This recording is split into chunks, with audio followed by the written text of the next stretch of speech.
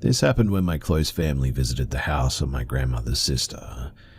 The house was famous for its eerie stories, like how, at midnight, music would always start playing out of nowhere, continuing until somebody physically went upstairs to turn it off. I didn't want to go, but staying home alone wasn't an option either. So, with a knot in my stomach, I decided to head on over. The first 2 nights were pretty uneventful, to be honest, but the house itself was suffocatingly creepy. No matter where I went, it always felt like somebody's eyes were fixed on me. I chalked it up to nerves, convincing myself that I was overthinking. But on the last night, something did happen that I will never forget. I decided to sleep early to catch the morning ferry that night. I was sharing a room with 2 of my uncles and an aunt, while my parents and my grandmother slept in a separate room. It was already pretty cramped, and with their loud snoring, sleep seemed impossible. By 11 p.m., I was still wide awake. My mum's cousin, who had gone to a party earlier that evening, was supposed to return around midnight.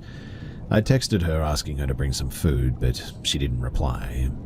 Still though, I stayed up hoping that she would show up soon enough with some food. I must have drifted off because I suddenly woke up to the sound of footsteps in the hallway. They were slow, deliberate, and grew louder as they approached the room. The door creaked open.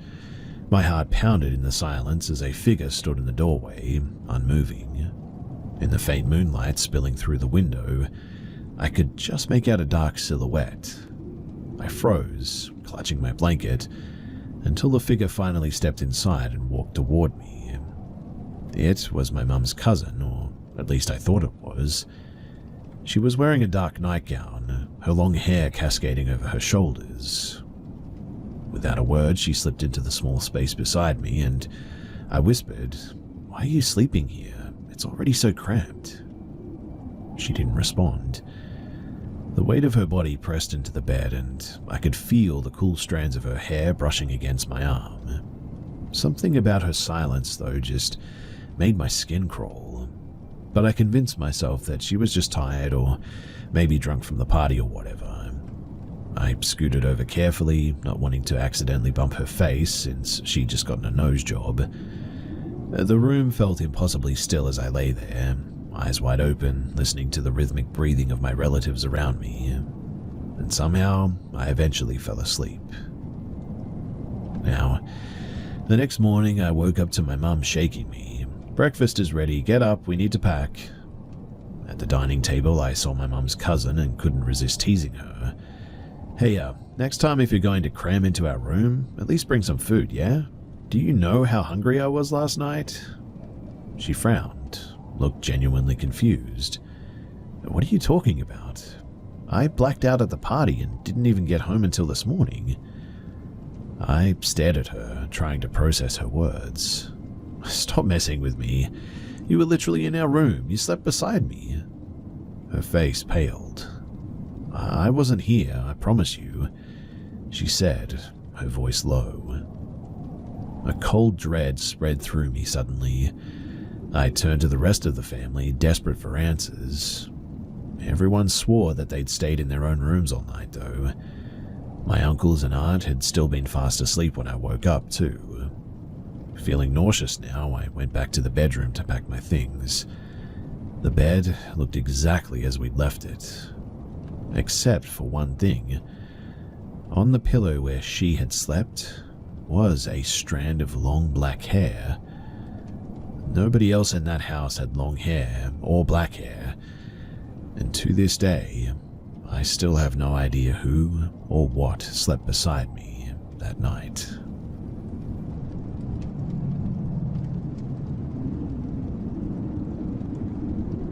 Before I tell my story, you guys are going to need some context. Now, when I was young, my family were heavily Christian, making me spend my Sundays at service and Wednesdays at youth group. I am not religious now, but those years definitely instilled an awareness of the paranatural in me.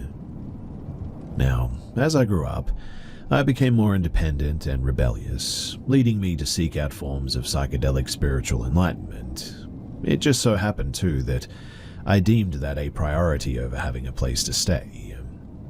As a young adult hooligan living in a small farm town in the middle of Wellamede Valley, there weren't a lot of opportunities for kids my age. You either partook in substances, worked in the wine industry, or got involved in numerous cults around. It was about 10 p.m. and as my friend and I were just bumming some smokes from patrons behind the local bar, there were about 5 people, my friend and I excluded. We were all a tad bit tipsy, I guess, sharing tales and shooting the breeze when a man walked out that I had never seen before. He was about 5.5 feet tall with odd proportions, donning a burly mustache that really just didn't fit his face. He wore a cowboy hat 2 sizes too big, a leather jacket over a plain white tank top, leather pants and boots to finish off his outfit. He kind of just stood there too, trying to be a part of the group, yet excluded through some sort of metaphysical divide that I just couldn't put my finger on. After about 10 minutes of loitering, he started talking. He mentioned that it was his birthday, and referred to himself as the birthday boy. On and on he would only talk about how it was his birthday, that he needed a cigarette because it was his birthday, that someone should buy him a drink for his birthday. I'm pretty sure that it was his birthday after all. Well, 30 minutes passed and the patrons slowly started filtering out until it was just the birthday boy, my friend, and I. He asked us if we knew where any abandoned buildings were, and if we could take him to one, and I was already unnerved by this guy, but at this point, my entire being was screaming at me to get away from him. Like a switch had flipped, and I could feel some sort of evil intention just radiating from him.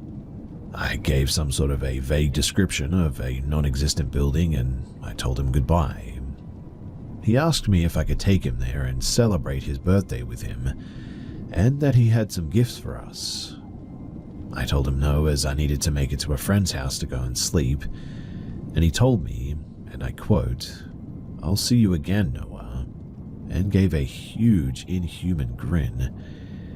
He then proceeded to sprint backwards for about 30 feet, yes, backwards, spin around, and run in the direction that I gave him. I looked at my friend, and we both started running in the opposite direction, cutting through the side streets and jumping a couple of fences. We ended up making it to my friend's house and making it inside. About 20 minutes pass and we're chilling inside and smoking, and I hear someone singing happy birthday to you outside. I peek out the window and, as you can probably guess, it's the birthday boy. I still don't know how he found us, but he paced up and down that street for an hour or two until he gave up and sprinted away. I never did see the birthday boy again in town, but I will never forget that parting sound, the clicking and the clacking of the sound of cowboy boots furiously smacking the pavement. I don't know what the heck he was, but I am almost certain that he was not human.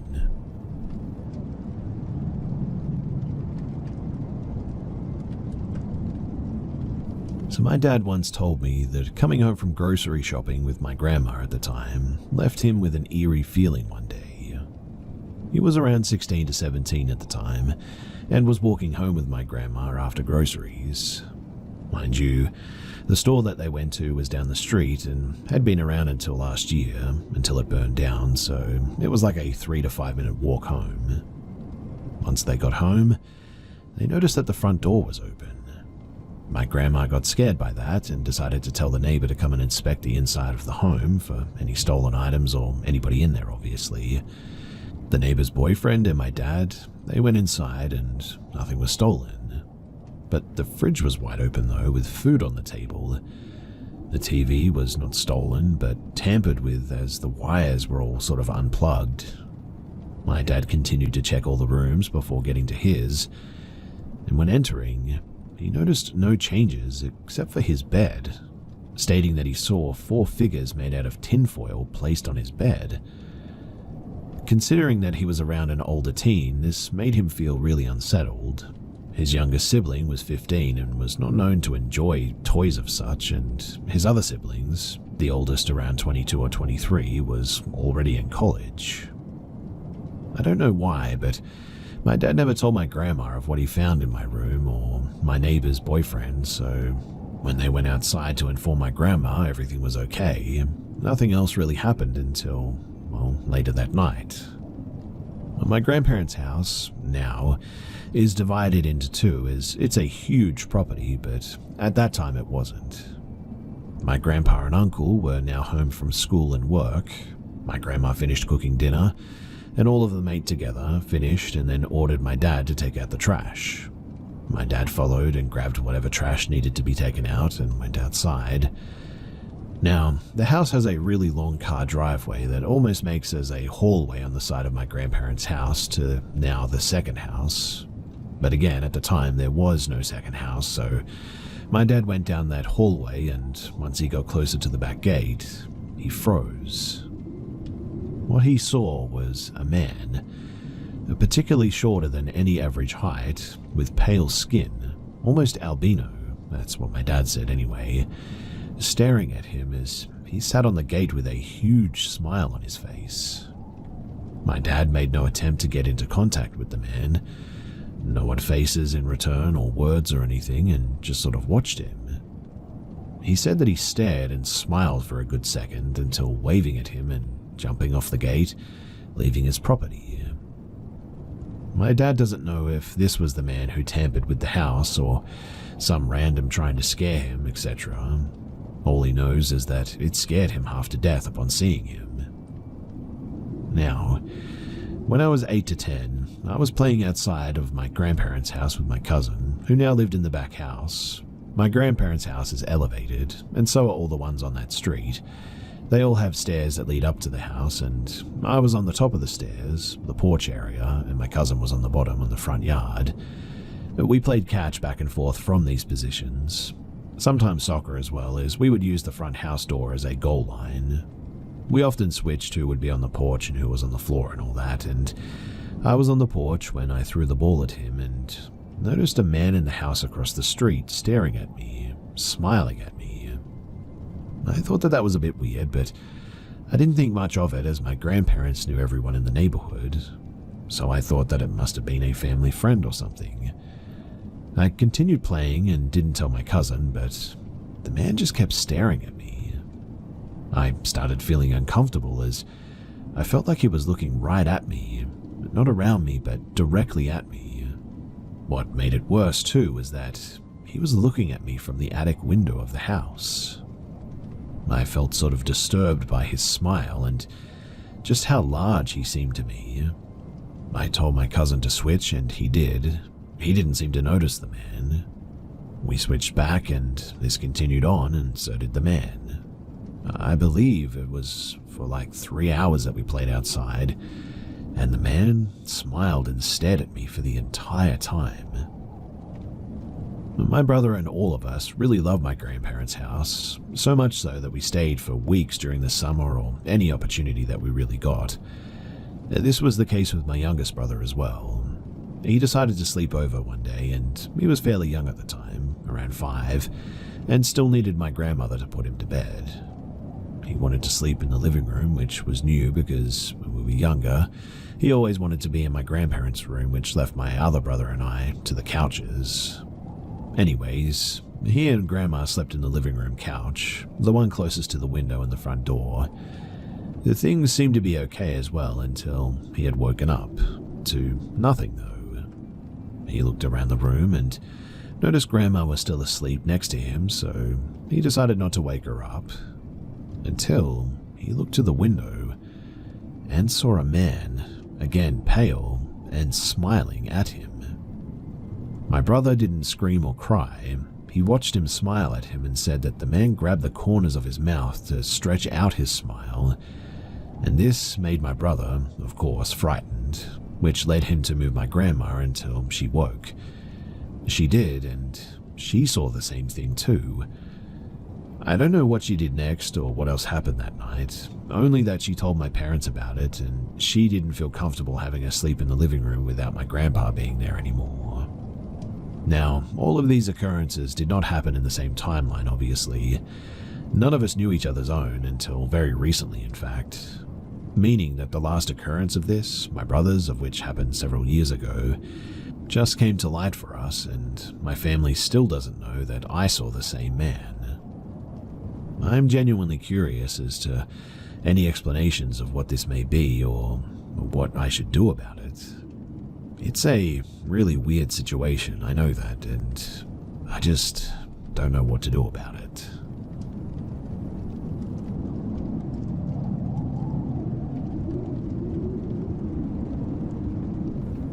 So I was 19 and had been with my current fiance, and at the time boyfriend, for about a year.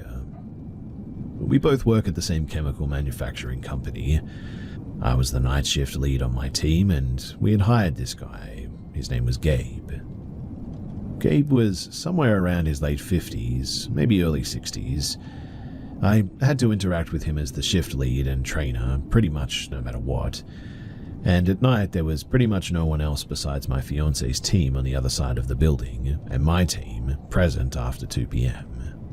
Which means that I was entirely in charge of my team and everything that had to get done. Anyway, Gabe started talking to me about his type and preferences in women. I didn't really see how this was relevant to me and made it clear that I didn't really care what his preferences were and accept that everyone had their own.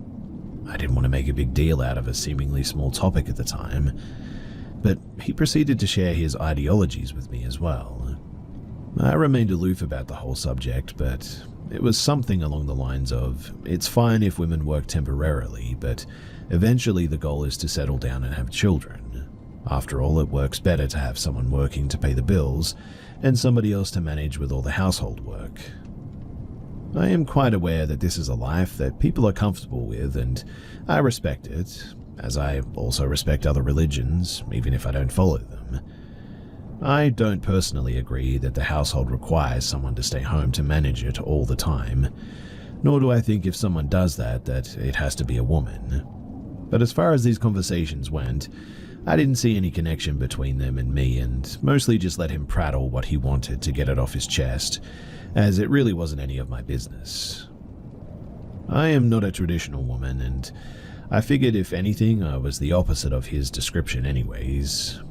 He and I did get into a heated argument once about America's economy and how it's better here because everyone can be rich, which I tried to explain how it was impossible for everyone to be rich in an economy.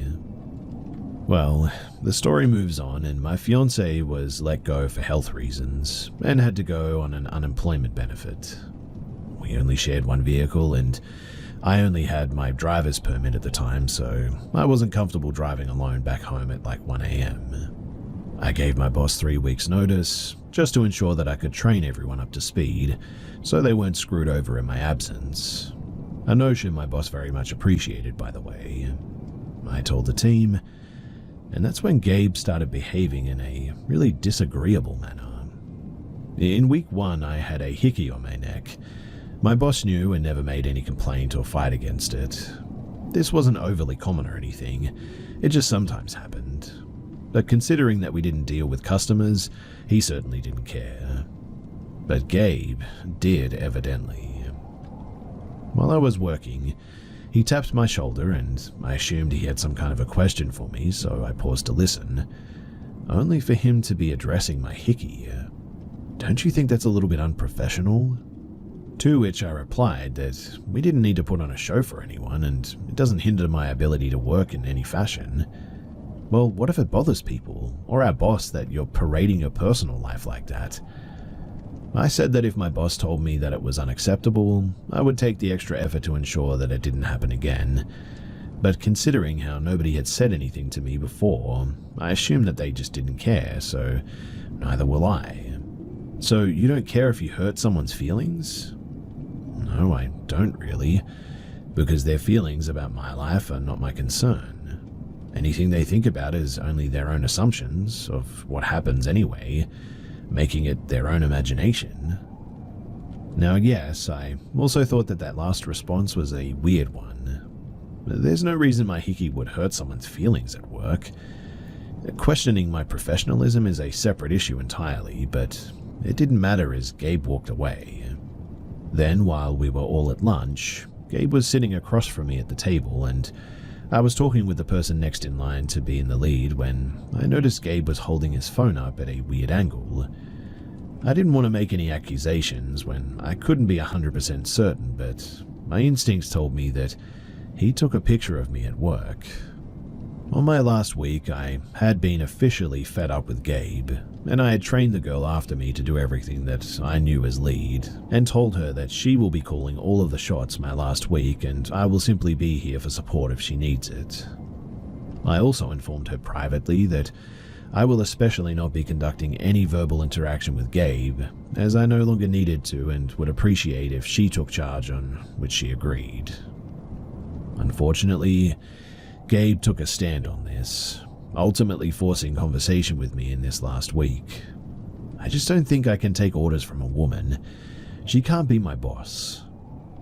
I told him that I had been his boss previously and that the boss above my boss was also a woman. He simply refused to accept it. I then told him that it didn't matter how he felt because I was leaving and she would be in charge, so he could accept that or quit. It didn't matter to me. I told him then that I would no longer answer his questions and he would have to go to her from now on. Fate had it out for me though, because on my last day, she had an emergency and needed to leave early, and with us already down another person, it was just me and Gabe that night, much to my displeasure. Again, left with having to direct him around, which he clearly had no issue when it was me. As we were leaving, he stops me on my way out and asks a question that glued all of the pieces together. I know your boyfriend is unemployed now, so how would you feel if somebody asked you if you left your boyfriend for someone who could provide for you with a house, a car, and everything you needed? This made me lose it momentarily for two reasons. I love my fiancée very much, and now currently we're going on 6 years together. And secondly, I've always worked hard for everything that I have with my own two hands, and take major offense to being treated like some desperate damsel in distress who would be with someone over the concept of money. I'm not shallow, nor am I materialistic like that. So I answered pretty honestly, and I told him that I'd be extremely offended because that's not the kind of person I am, and to assume so would indicate such a lack of knowledge about me and insult my character. And then I left, ready to never see him again or talk to him again. It was clear in the end that, from the beginning, he was approaching me with romantic intentions, and gross as it all was, the age gap disgusted me as well. I mean, I was 40 years younger than this man. I still had contact with the girl who took my place, and she told me after that I had left that he was telling people that me and him were in love and I was going to leave my now fiancé for him, and he was showing people the picture that he took of me. Which, yeah, that confirmed everything. 3 months later though, he texted me with a hey because as his boss I gave my number to employees to let me know if they couldn't come in. I told him to never contact me again and that I only spoke to him because I was the lead and needed to be in contact with others, and there was no reason to speak to each other anymore. Then I changed my number to ensure that he could never contact me again, because this whole thing was going from an infatuation very quickly to stalker vibes.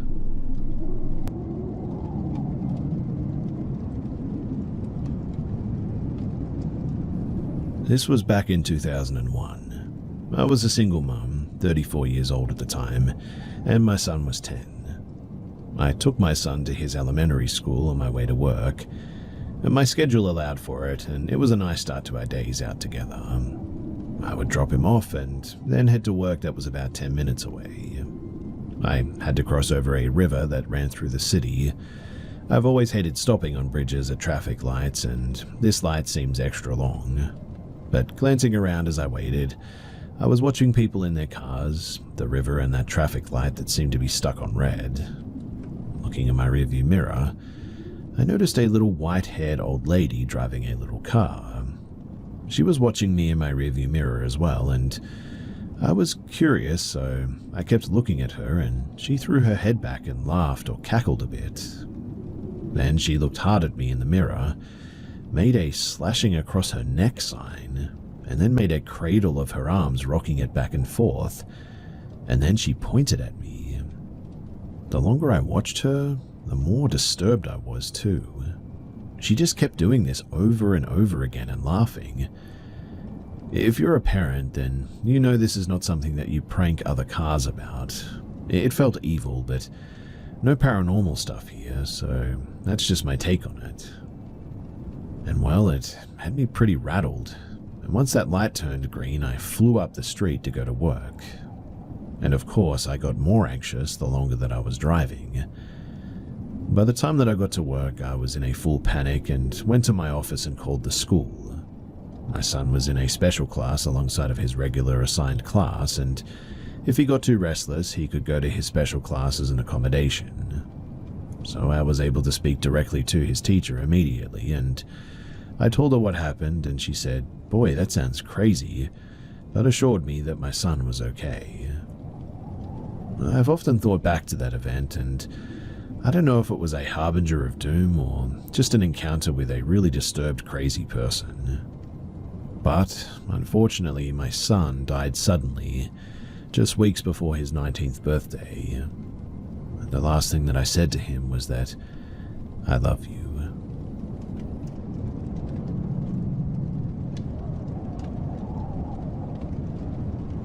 So this story is a story that has happened throughout many years of my life, and I fear that it's coming back. As a short context, I live in my grandparents' house, and I've been living here since I was born. My parents also lived here too. It's a big and old house with 2 floors, and since it all happened in a span of years, I'll tell each important thing and jump in time, always when needed. The worst things, though, are in the end, so you'll have to bear with me. So I'm in my early 20s now, but this started when I was a kid. There were no cell phones or not a lot of tech for leisure, so I had to find stuff to play with and spent my days either playing with toys or just walking around the house. And one day, I was looking for my parents, and since their room was upstairs, I made my way there and started knocking on the door and calling for them. There was no answer, and they weren't there. Eventually, I gave up and turned around to go downstairs, and I saw behind me the back leg of someone exiting the room that I was in, like they just walked off. No face, no noise, just a back leg, and it seemed like a woman's leg. I thought that it could have been my mother. Surely it was not my grandmother, since she had a bad back and would never go up there. But I ran to see who it was, and to my surprise, there was no one there. Now, in the following years, my parents got a divorce, my mother started working in another city, my grandfather died, and I was living in the same house, still only with my grandmother and her brother, an old man that was recovering from a broken femur. He was a very sweet old man, and there was a joke around our family members that he would speak alone, and he did. Always at night, you would walk in front of his room, and you would hear him mumbling something in the dark. I never thought anything about it because, he was just a bit of an old dude, and yeah, maybe he was starting to go crazy or whatever, but one day in the morning I was walking around my house and I passed in front of the corridor, and I glanced him at the end of said corridor, and behind him there was a towering man. It was a tall shadow, seemed very muscular, and had no apparent features. I was walking fast, so I had to go back and check again, and when I did, there was nothing there. And after this, in a very short time, his mental and physical condition really worsened. Sometime after, I was at my dad's house, and for the first time I opened up to him about these 2 things. My dad was very surprised and said that our family, on my father's side, saw these things too. But him saying that made me remember of a few moments as a kid too. I remember one instance where my dad was confronting my grandmother if she was playing games on him, and also my mother. And I remember him asking if she was knocking on the door, screaming and running away and stalking them. My grandmother always denied this, but I doubt she was doing anything. I mean, why would she? And how would she, since she would never go upstairs like I mentioned? My dad told me, though, that he felt something weird in that house, and that's one of the reasons why he couldn't stand to be there any longer, and one of the reasons why it led to divorce. He claimed that there was a woman here, a pale one, and sometime after this was when I met her. It was at night. At the time, my room had a different configuration, and my bed was facing the window, so I could open my eyes and see it in front of me. I'm not very proud of this, but I slept with a lamp on during most of my childhood, and maybe even as a preteen. And one day, as I was asleep, I suddenly woke up, or something woke me up. And suddenly I just had this feeling of somebody looking at me. For some reason I wasn't afraid though, I just was confused, I guess. I cracked my eyes open, and in front of me there was this window, no curtains at the time, which was not a problem since my window goes inside the house, and also it's an old wooden one. The only glass on it was the small part on top of it. And in that small glass part, there was a woman looking at me deep in the eyes. She was staring and just sort of staring with a blank expression, I guess. She was also as pale as milk and had black hair, and I could only see that much though. I stared back in confusion and felt nothing. I looked to the side, put my blankets up to my head, and eventually I must have fallen asleep. But in the morning, I just could not stop thinking about it. After this too, I started having terrible nightmares every day. They were not scary in nature, I guess, but I would always wake up screaming at night. My mum was home during this time as well, and so whenever it happened, she would always come to me and try to comfort me. Now, I was sleeping another day, and I woke up, but this time I couldn't move. And I know that this is going to sound a bit strange, but I felt like a spectator in my own skin.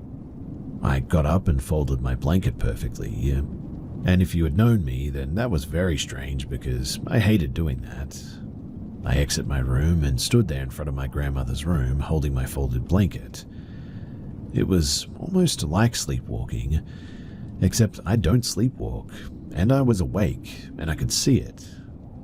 My grandma woke up and she walked to the bathroom and she saw me and asked what I was doing. I was standing there for a while. I turned around and walked to the living room. My grandma then called my mother and she went to see me. I was sitting on the couch with a blanket, staring at nothing. My mother told me to get back to bed, and so I did, and she told me to go to sleep, and so I laid in bed. She covered me with a blanket and slowly closed the door. And as she looked at me through the crack, I smiled at her, and I remember it, clear as day and very vivid. And my mother also remembers this too, but I swear to you that I was just not in control of my own body. I told my dad about this, and the woman, and he said that it was something to do with my grandpa maybe, or something like that. That when he worked for the railway company, a woman died there and he couldn't help her. Apparently that presence came with them and even stayed with them at the house. These days though, my grandma has passed and I live alone in the same house. And weirdly, nothing has ever happened since then. Except for the fact that I've started having those nightmares again recently, and I woke up some days ago with footsteps in my garage and there was nobody there. I'll admit that I'm a bit afraid and it all feels like something is coming back to me, which is why I'm here. I'm wondering if anybody else has been through anything similar to this and what you did about it. I certainly don't want this thing coming back, and if I can get rid of it, I would love to know how.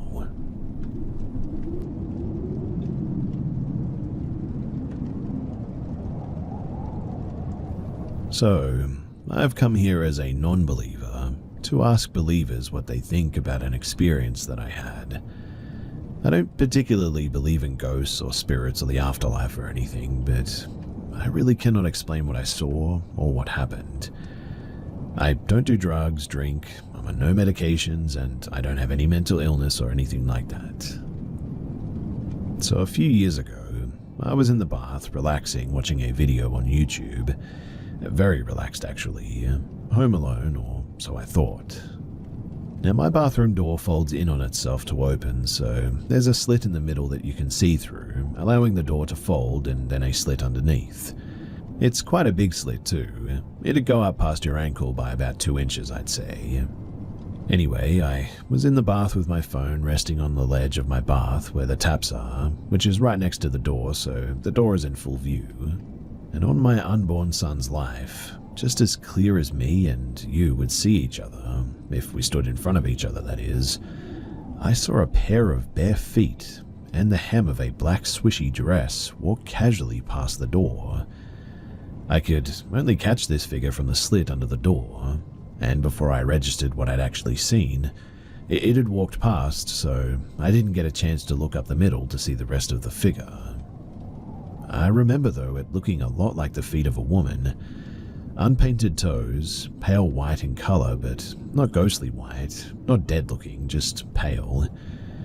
At first, I wasn't freaked out at all. I don't believe in these things after all, so I thought perhaps my sister had come home early and I just hadn't heard her come in. The direction this thing was walking can only lead to my bedroom though, so I called out and jokingly said, "Elizabeth, get out of my room." There was no response and I thought nothing of it. I finished my bath and I went to my bedroom to see what my sister was doing. And that's when I walk into a completely empty bedroom. I searched the entire house as well to find a completely empty house. In fact, the front door is still locked, the cameras haven't triggered, and now I'm absolutely freaked out. I call my sister and she tells me that she's not home, hasn't returned home, and wouldn't be home for a few more hours as she was still in town with my parents. What made me most tense, strangely enough though, was just how eerie it felt calling out into an empty house thinking that I was talking to my sister. I'll admit too that I was very on edge afterwards and went downstairs with the television on and I just waited for my family to return. So, from someone who has no clue about these things and to people who do, what do you think that I saw that day? This is the only incident like this I've ever had in my entire life, and it is genuinely making me question everything.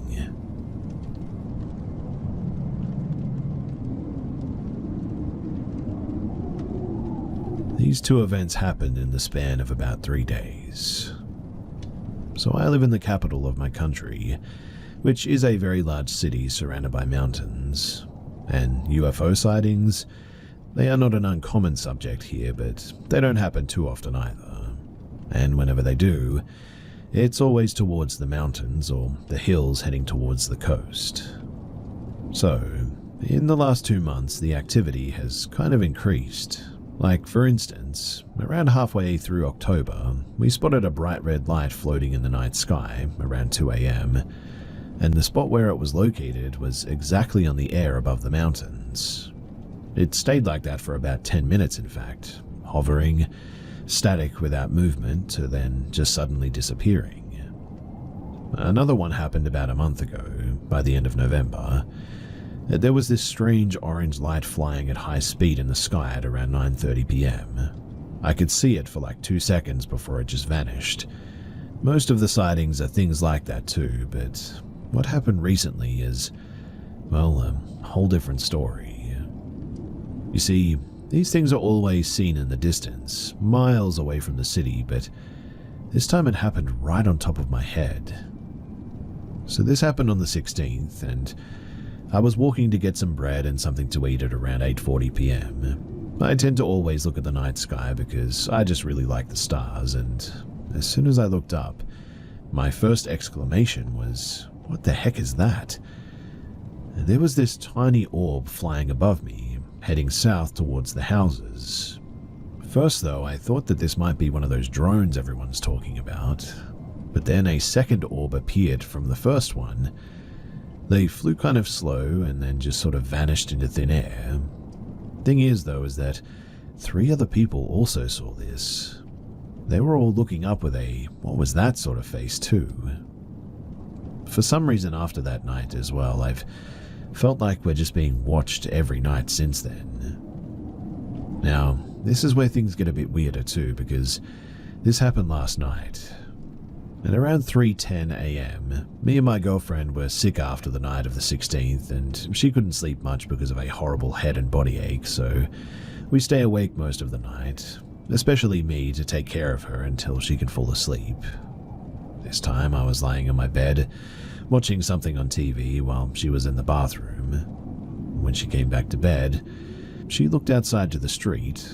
We live on the 4th floor, and the way she looked back at me was the same look that I had that night when I saw the orbs. She double-checked outside and looked at me, straight to my eyes, and said, "I saw something weird walking on the other side of the street." I already had that being watched feeling, but I really wasn't expecting this. What she described was a small dark figure, like a silhouette walking fast on 2 legs. The thing is that it was heading towards the location that I saw the 2 orbs 3 nights ago, and I had to see if I spotted whatever this thing was, so I got up, but I couldn't see it. But, weirdly, on the building across the street, which is an apartment building that hasn't opened yet, there was constant movement of small shadowy things from around corners. It almost looked like they were watching us. I had an uneasy feeling the rest of that night, and even do now. At the moment of sharing this, I still feel like that, and we have no idea what we saw or no idea what those things were, but if it was an actual alien or something else, is there anything that we can do about it?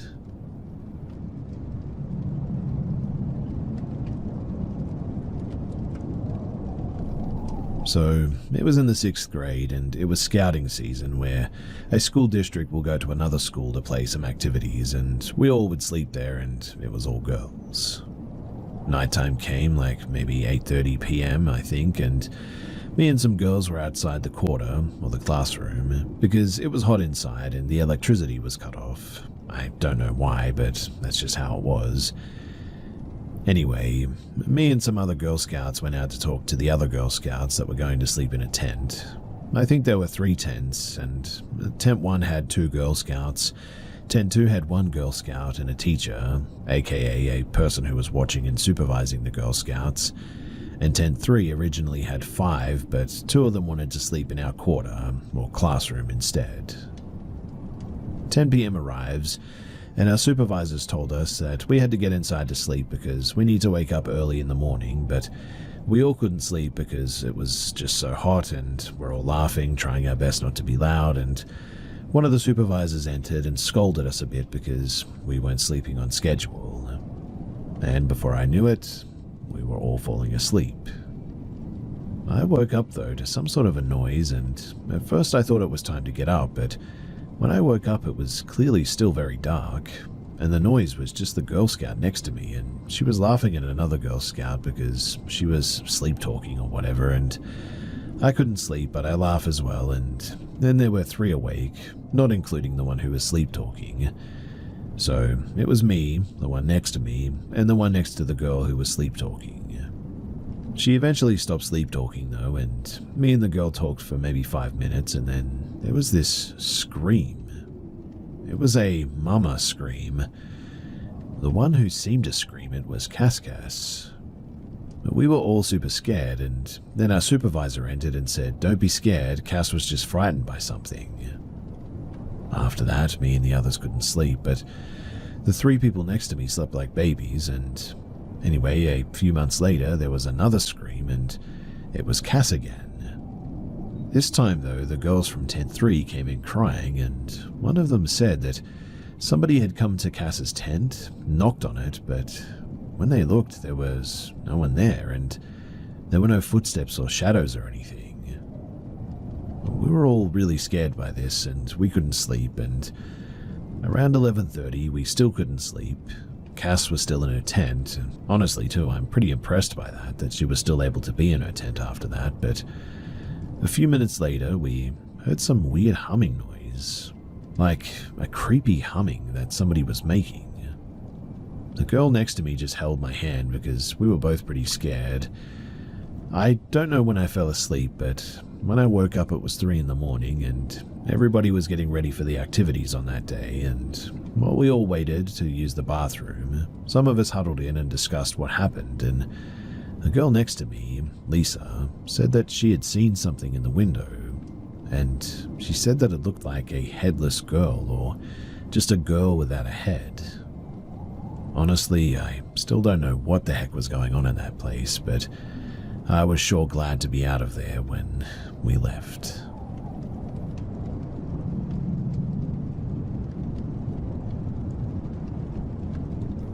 When I was 16, I worked in my county museum for the holidays. My job was to tour people around one of our outdoor buildings. I usually toured people through the house, and back in 1855, a doctor built this house on the land where the museum stands. His whole family lived there, and it looks really realistic.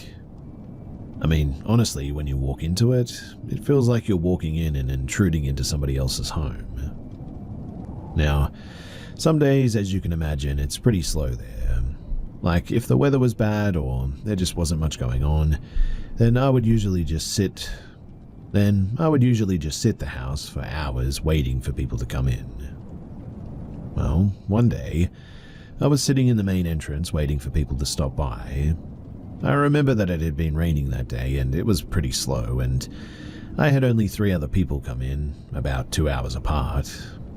Anyways, I was just sitting in a chair that they had provided me and was scrolling on my phone. My peaceful environment was then interrupted by a strange noise. It was coming from behind a door that was about 5 feet away from me. Since I knew what every part of the house looked like, I knew that behind that door were servants' stairs and a door to the cellar. I was a little bit startled by the noise and chose to ignore it at first, but I heard it again and I was like, if it's a mouse or something that was rustling behind the door, then I should probably do something about that.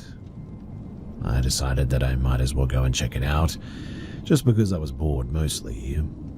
I opened the door, but the noise persisted.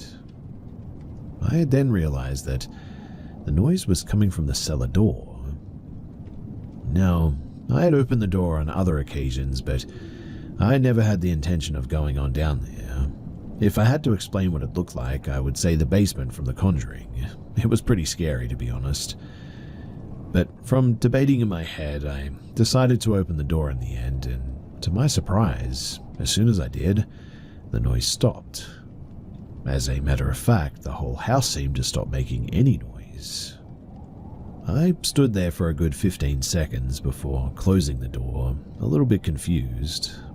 I locked it since many kids loved opening that door and would pester me to let them go down there, and went to go and sit back down again. Well, a little bit later I heard creaking again. This house was really old and almost everything creaks, so the doors, the windows, the floors, even the lights make noise. But this was like as if a bigger person was upstairs and was walking back and forth, sort of creaking. Strangely enough, I recognized the creaking as well. Do you sort of know when you're at home and there's that one floorboard that creaks that everyone knows about? Well, after a while you recognize it and know exactly which board it is, and, well, I knew that it was in that area that was in one of the bedrooms. It kept going for about 30 seconds before finally it stopped. I kept really quiet to make sure that nothing would happen, and I knew that nobody should have been up there since the only way to enter was right where I was sitting, and I knew that nobody had come in. I would have seen it or heard it at least, and either way, I just tried to brush it off. I mean, it's an old house and maybe a breeze came in or something. Maybe it was just the house settling, who knows. So I sat back down and went back to my phone. About 45 minutes later, though, some people came in and I gave them a tour. I didn't notice anything strange and wished them a great day in the end. And when I sat back down, I had the sudden urge to sneeze. After sneezing, I swear to you that I heard a loud and clear, "Bless you, mister." It was so clear, too, that I whipped my head around to see whoever said that. But when I did, there was nobody there. Just like in the movies, too, I said hello, but obviously there was no reply. I waited another 30 minutes to see if any stragglers were still in there somewhere hiding, and I looked around everywhere, but I can assure you that there was no one but me in there. Safe to say that I toured other places after that, and I never went back in there.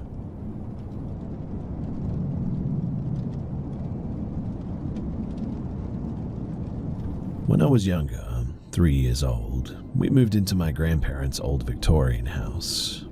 They bought a lovely house nearby, and due to my parents having 6 kids and a 4-bed house, their house was sold to my mum and dad as it's a 6-bed house. Growing up, we had countless weird things happen too. Horrible nightmares, hearing things, seeing shadows, feelings of being watched, or not feeling alone when you were clearly alone, etc. But my dad was Catholic Christian, so often tried to play it down. As I got older, he explained that we don't believe in spirits. Funny though, because we believe in the Holy Spirit, but okay, whatever. And that basically we don't mess with that stuff, as he's always been told not to mess with the unknown. One thing that's always happened and still happens to this day is the hello ghost though. We call it this as it's happened to pretty much all of us, Mum and most 6 kids, and our partners. And it might have happened to my dad, but he would never admit it. But whatever this is, it will usually get you when there is nobody else home, which was rare as you can imagine due to having so many people living there. But it always sounded like our eldest sister shouting hello over and over again. And I mean, it wasn't like we all wouldn't used to say hello back, as I mean, why wouldn't we? Every time somebody came through that front door though, we would shout hello as a means of "I'm home" kind of thing, so it was very plausible that my sister just came home and was doing the usual hello, but eventually you would get sort of ticked off and just be like, "Yes, hello, I hear you," because it just wouldn't stop despite you saying hello back. I even remember once after my cousin from Australia came to live with us for a year, he had gone back home and had been gone around a week, and I walked past the room that he was staying in, and I heard him clear as day having a conversation with my brother. Honestly, I didn't even question it too for a moment until it dawned on me that he was in fact on the other side of the world. Again, I didn't know what mimics were at that time. This was over a decade ago, so I walked into the room and the room was empty. There was also a time my 2 older brothers were home alone and they rang my dad absolutely terrified. They had barricaded themselves into our living room, in fact, as they said that they had heard the most terrifying scream. My dad first told them to check if any of our sisters or myself was home, who would have screamed, but they legit wouldn't leave that room. They said that they didn't hear anyone come in and that they were alone in the house, definitely. My sister and her partner eventually came home, the house was checked, and they confirmed that no one else was home. My dad said that it must have been the pipes in the wall, but, like, come on, Dad. Anyway, my partner of 11 years lived at my parents' house for a while with me before we got our own place and was always so skeptical about the hello ghost, always saying that he didn't believe in that stuff. Well, we moved back home for a few months while transitioning from one flat to another. At this point too, a good few siblings had moved out, so being home alone was pretty normal. When we first lived there, we lived in the basement. A Catholic Christian dad shunned us down there the first time we lived there, as he didn't want us sharing a bed and knew that the cellar creeped me the heck out, so he thought by offering us that room that I'd be like, heck no, but nope, I opted to scare the heck out of myself every night, just to sleep next to my boyfriend. Boyfriend slept soundly, by the way, every night, thanks to him not believing in the paranormal. But I digress. The second time we moved in, he allowed us to sleep in my old room on the top floor. Thanks, Dad. I got in from work one night and my boyfriend looked sort of shaken up, I guess. I was like, "Hey, what's wrong?" And he explained that he was sure that he had heard my sister shouting hello before. I was like, "Oh, right. Let me guess, you went looking and you didn't find her?" His first response was that the hello ghost?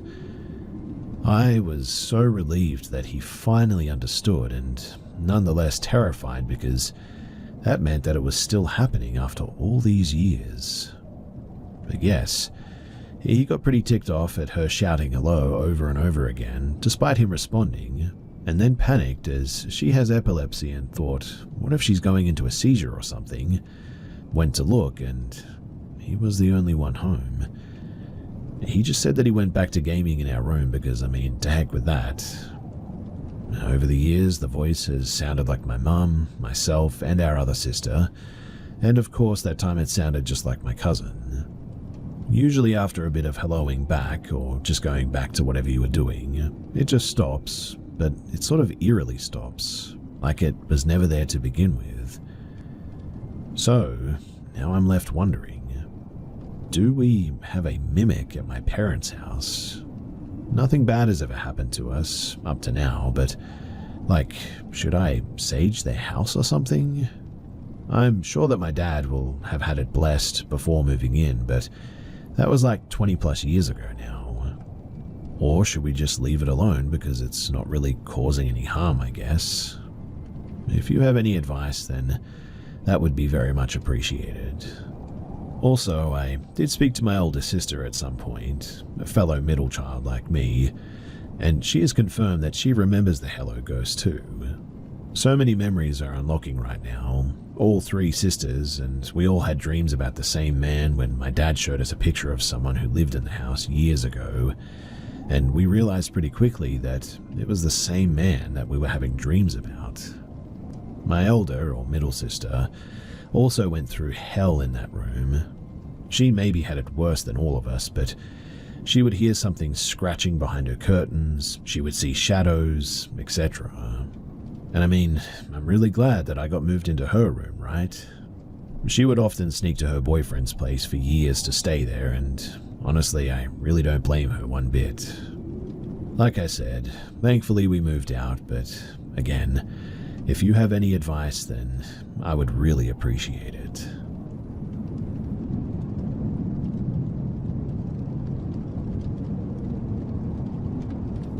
When I was 9 or maybe 10 years old, my mother got this beautiful apartment. It had a nice fireplace in the living room, a huge kitchen, it had built-ins everywhere. It was a stunning house with stone accents. I was so happy that she could afford it because, we never lived in a fancy place before. When we were doing the walkthrough, in fact, the owner was telling us that the house was a part of an underground railroad and had a special light that it would turn on for those looking for a place to hide. She showed us a spot hidden under a built-in bench where a hidden sliding door was. It led to an opening under the staircase. She even let me climb in there to learn the best hiding spot in the house. She walked us through the whole house, and it had 2 nice porches. She then took us upstairs to look at the big room with a walk-in closet, which would have been my mum's room. For some reason, the apartment was listed as a 1-bedroom, even though there were 2. My bedroom would be downstairs in what the landlord called the study. This area didn't look finished like the rest of the house. The last spot that she showed us was pretty cool though. She took us down to the basement where the laundry was, and she told us that it used to also be used as a funeral home and had a crematory in the basement. There was an incinerator and lots of old bottles with different labels on them in one of the rooms. She asked us not to go into that room without her because she was trying to preserve it. Then she showed us an exit through a tunnel that went under a cement pond to where people could escape outside of an underground railroad. She walked us through the backyard, and really that was about it. Now, the first encounter, and yes, there were several, most of these will be mine, but my brother came over to babysit, and he's 8 years older than I am. Probably 18 at the time, I would say. I kept asking him for dinner and pestering him. He was playing his video games and he was ignoring me. I got very upset and started throwing a bit of a fit. He was in my mother's bedroom at the time. He didn't like it and pushed me into my mum's closet and locked me in there. I was so mad at him at that moment. I was so mad, and I even had a panic attack. And in the end, I actually fainted in that closet. When I did, though, I felt somebody catch me and lay my head gently on the floor. And what I remember was looking up at a woman in a bonnet and smiling beautifully at me. She pet my cheek and said, "Rest now, child," and then I was out. I woke up to my mum yelling at my brother. I was still in the closet, mind you.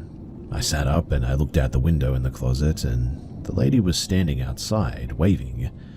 And then literally she just blinked out of existence. When my mother opened the door to let me out and I told her what had happened, the whole thing made her, well, quite curious, I guess you could say. The second encounter, and this one is 100% my mum's fault, she got a Ouija board.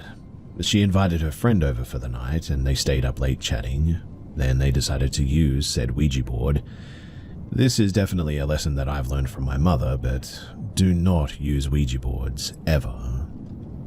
In any case, they asked the board a few questions and finally they decided to ask if there were any spirits in the house, to which it spelled out evil. And then the windows literally all crashed shut. My mum attempted to burn that Ouija board, but something apparently started laughing at her and she then threw it away without closing out the session. The third encounter, we had only been in this place a few months at this point, and this one is what made me know that there was more out there than we can actually comprehend. This encounter definitely still bothers me too. In fact, this is the encounter that established my relationship with God and knowing that He is powerful. Honestly, I've never had anything else happen like this, and I never wanted to either. So, I woke up to a shadow figure standing on the other side of the room. I was terrified and I couldn't move. He moved quickly over me though, and he had a very cold presence. He then whispered, "You're mine," into my ear. I was even more paralyzed with fear than I was before. I tried yelling for my mum, but nothing came out. He started to pick me up and I still couldn't move, but I knew I had to do something, but what? I tried harder to scream as I float midair in a ghost's arms. I let out a tiny squeak eventually, and it made me realize that whatever this thing was, it didn't have the power over me that it thought. Then I let out the loudest and longest scream that I ever had. I kept screaming as well, and when my mum walked into my room, she actually saw me floating, she said. She then spoke to the Lord and I dropped to the bed. She ran over to me to make sure that I was okay, and immediately I asked if we could move out. She said that she would see what she could do. She called the landlord the next morning and asked if there was any chance that we could break the lease because of the haunting. She said yes, of course, and I'm almost certain that she knew that that place was haunted.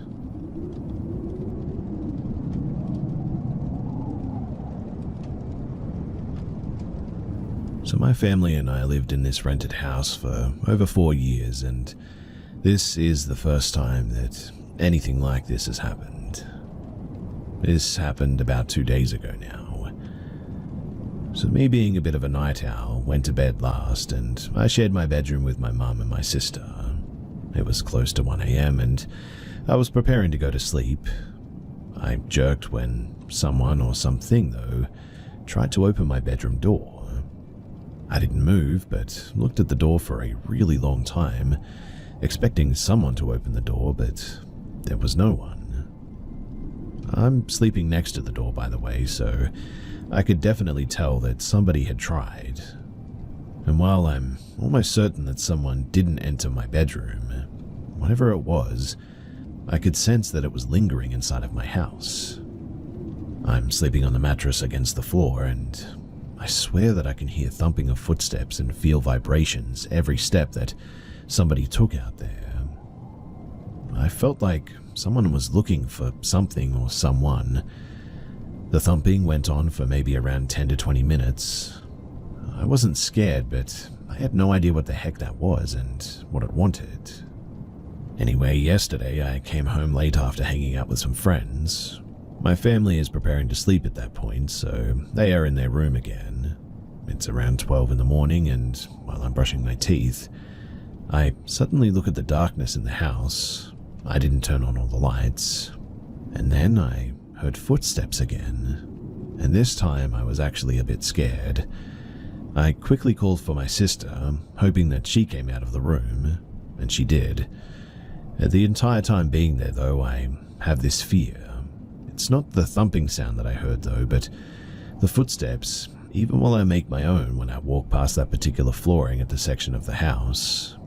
I can just tell that there's another set of footsteps. It's not from me, though, and I was standing there brushing my teeth. My mother is asleep, and my sister came out after I called her, and I heard all of this before this. Anyway, we went back to the room, and I ended up locking the door that night. I don't know if it helps, but for my sense of security, I guess, I just felt like I had to do it. But what do you guys think? I'm wondering what the heck that actually was, and if there's anything that we can do about it.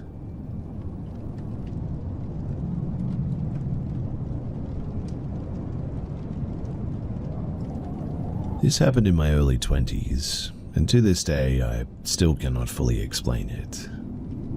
It started with a disturbing dream my mum had the night before. Her boyfriend at the time, who worked as a security guard at the local hospital, shared what happened the next morning, and genuinely it left us both pretty shaken. So he told me that around 3 or 4 a.m., he was up early getting ready for work. He was sipping his coffee and half watching random shows on TV when he began to hear whispering.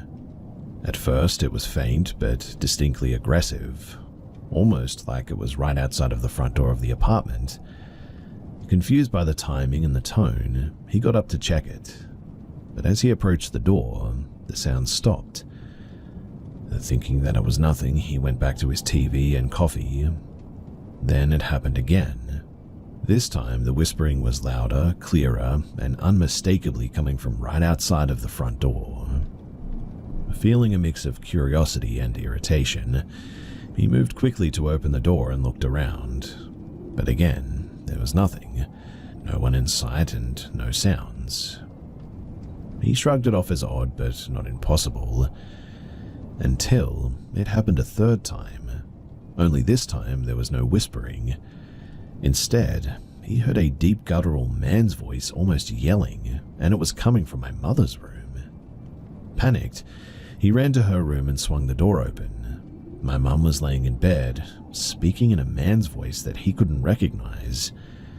The words were garbled and unintelligible, but the tone was dark and commanding. He flipped on the light, shouting at her to wake up, and she eventually did, shaken and confused. She told him that she'd been having a nightmare about a shadowy figure trying to force itself upon her. She described the figure as something dark and menacing, unlike anything she'd ever dreamed before. As her boyfriend was telling me this the next day, we were both sitting in the apartment kitchen, and he was just reaching this part about the yelling when suddenly the lights in the kitchen went out. Oh, all except for one. The timing was too perfect, and it was really creepy. Both of us froze, adrenaline spiking, and without even saying much, we just grabbed our things and left the apartment in a hurry. When we came back later, everything was normal. All the lights were working fine, and nothing else strange happened after that. To this day, I cannot help but wonder what exactly was going on that night. I get chills retelling this even to today, and a really unnerving feeling when I share it.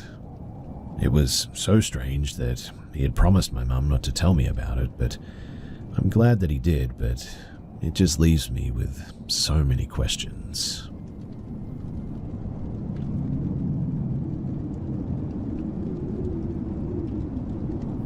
I've always believed that my parents' house was haunted. I was born and raised in that house, and from ages 4 to 6, I saw some things that I still don't believe. Unfortunately, my parents saw or heard them too. That's not what this story is about though, but that's just a little bit of context. We moved into a new house the year that I turned 6. My parents hoped that nothing would haunt it, but I always had these weird feelings about it. This one room, we call it the orange room, due to the bright orange carpet that it had when we moved in, was sort of an in-between room, I guess.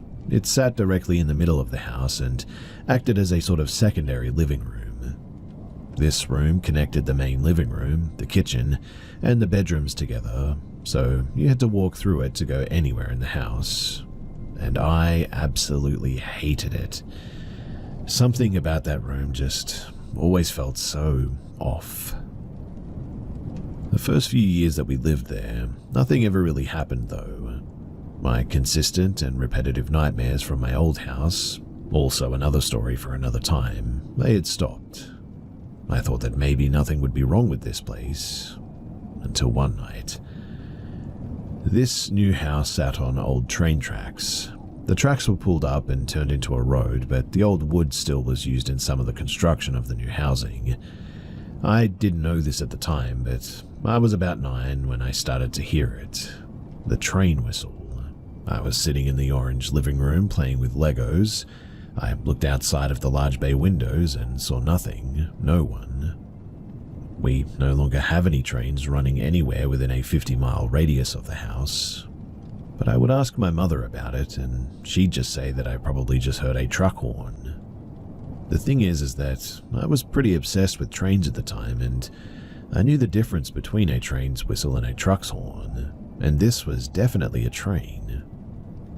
In any case, I tried to ignore it, chalking it up to my imagination, until one day when my neighbor mentioned that she had wood from the old train tracks in her house.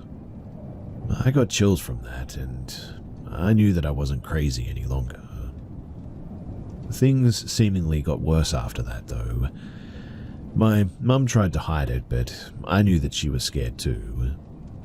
One night, something that she couldn't explain happened, and I didn't know if I could believe her or not, but I was 12 at the time and knew about the small weird things my mum heard and saw, like the shadow of a cat sprinting behind a car, or some pictures being knocked over on a table, or once a Christmas bell ringing when she was home alone.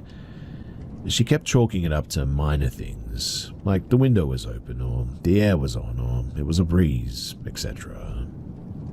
One night, though, she really couldn't explain. The clock in the main living room was heavy and hung on a wall above our fireplace. Beneath the clock was the mantel, where my mother kept all of the picture frames with pictures of myself, my sister, and my cousins.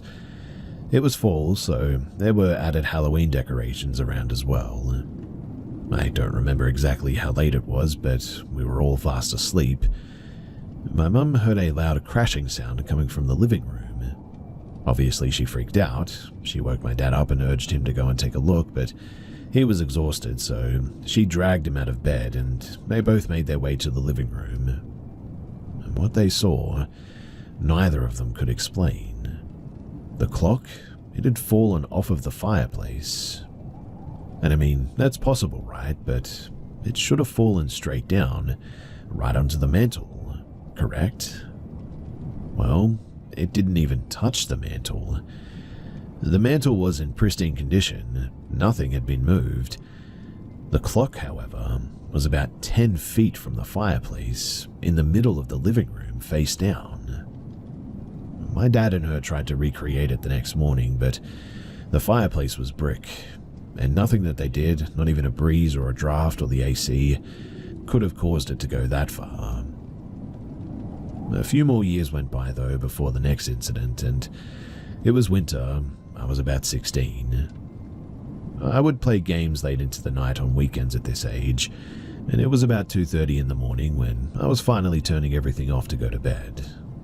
Every time that I would shut stuff off, I would look out the large bay window by the orange room just to make sure that the outside lights had been turned off. This night, when I looked outside, I noticed that the lights had been turned off, but that something was also seemingly staring back at me. I freak out at this and sprint to my parents' room, waking them both up. I told them what I saw looked like a man with an extremely long face staring at me through the window. My dad grabbed a metal bar and went out into the living room, but nothing. No person, no footprints, no tracks in the snow. I know what I saw though, and it was definitely a face. That's also, though, when the nightmares started to return. The exact same ones from when I was a kid. Other weird occurrences happened too, like a tan figure standing in the background of one of my Snapchat pics, the background of which was the orange room, or a distorted selfie that I took where my eyes were blacked out, also standing in that room. Well, I moved out soon after that, and I escaped the nightmares and the weird experiences once more. I would visit from time to time, but nothing else ever seemed to happen after that. Well, that is until 2 weeks ago. You see, we were decorating our Christmas tree, and I was happily moving ornaments from one tree to another when I heard it. The strange, familiar sound of my mother's Charlie Brown snow globe playing music. I whipped my head around, stopping dead in my tracks, and watched as the snow globe suddenly stopped playing. Upon seeing that, I could barely breathe. My mum entered the orange room and saw me standing there pale as a ghost, she said. Then she asked if I'd turned the dial on the snow globe. I told her no and straightened my posture. I told her that I was passing through and showed her the ornaments that I was holding, and explained that I couldn't have turned the dial on at all. It's on the bottom of the snow globe and would require the use of both of my hands to turn it on anyway, as it's pretty old and hard to spin. I asked when she put the snow globe on the shelf, wondering if it was leftover movement in the mechanism from when she put it out, and she told me that she had put it there 5 hours prior when I had just woken up, which means that really it couldn't have been residual movement. I don't want to go back in that room. I feel so weird when I do. Christmas is coming up and I know that I'll have to be in there, but I really, really don't want to. It sucks and I'm dreading what will happen the next time that I go back.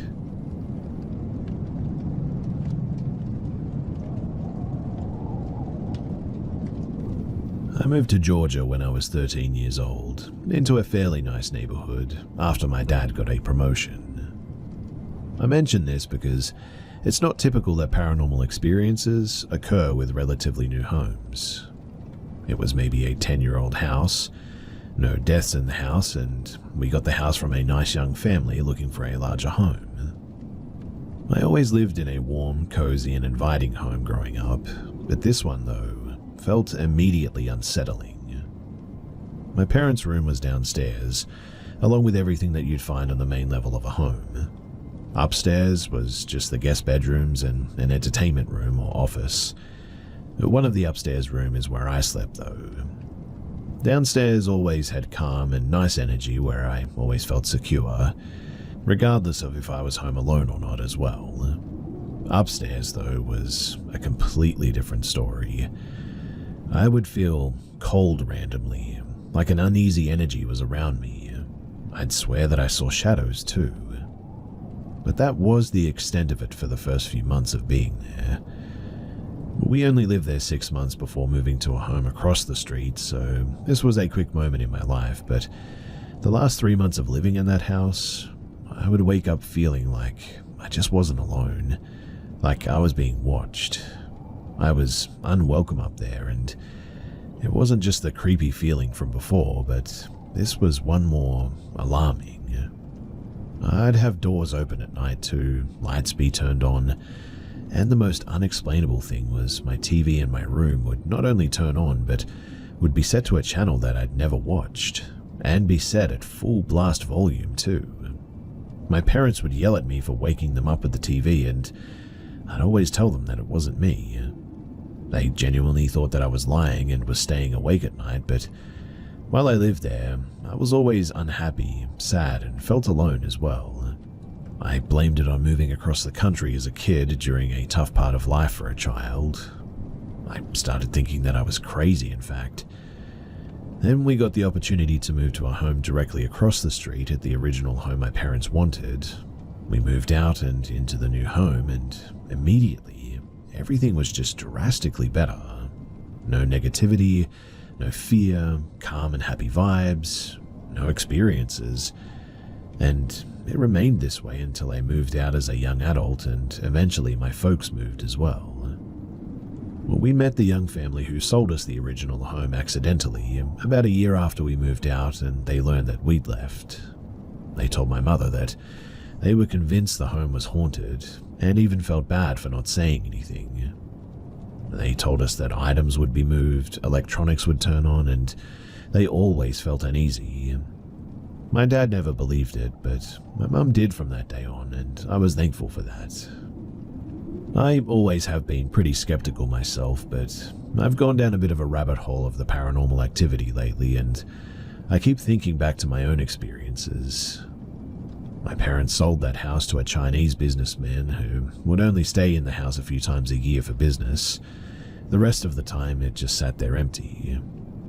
I'd look from the window of my new home to the window of my old room, and I know that this is going to sound weird, but the house just seemed dark and happy that nobody was there. I want to hear what others have to say, though. I never experienced anything else besides this.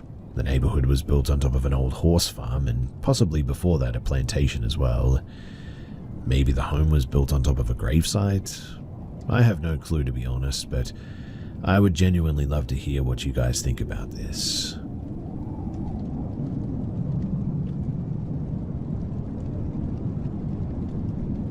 For a little bit of background information, I come from a group of people whose cultural and religious beliefs surround shamanism.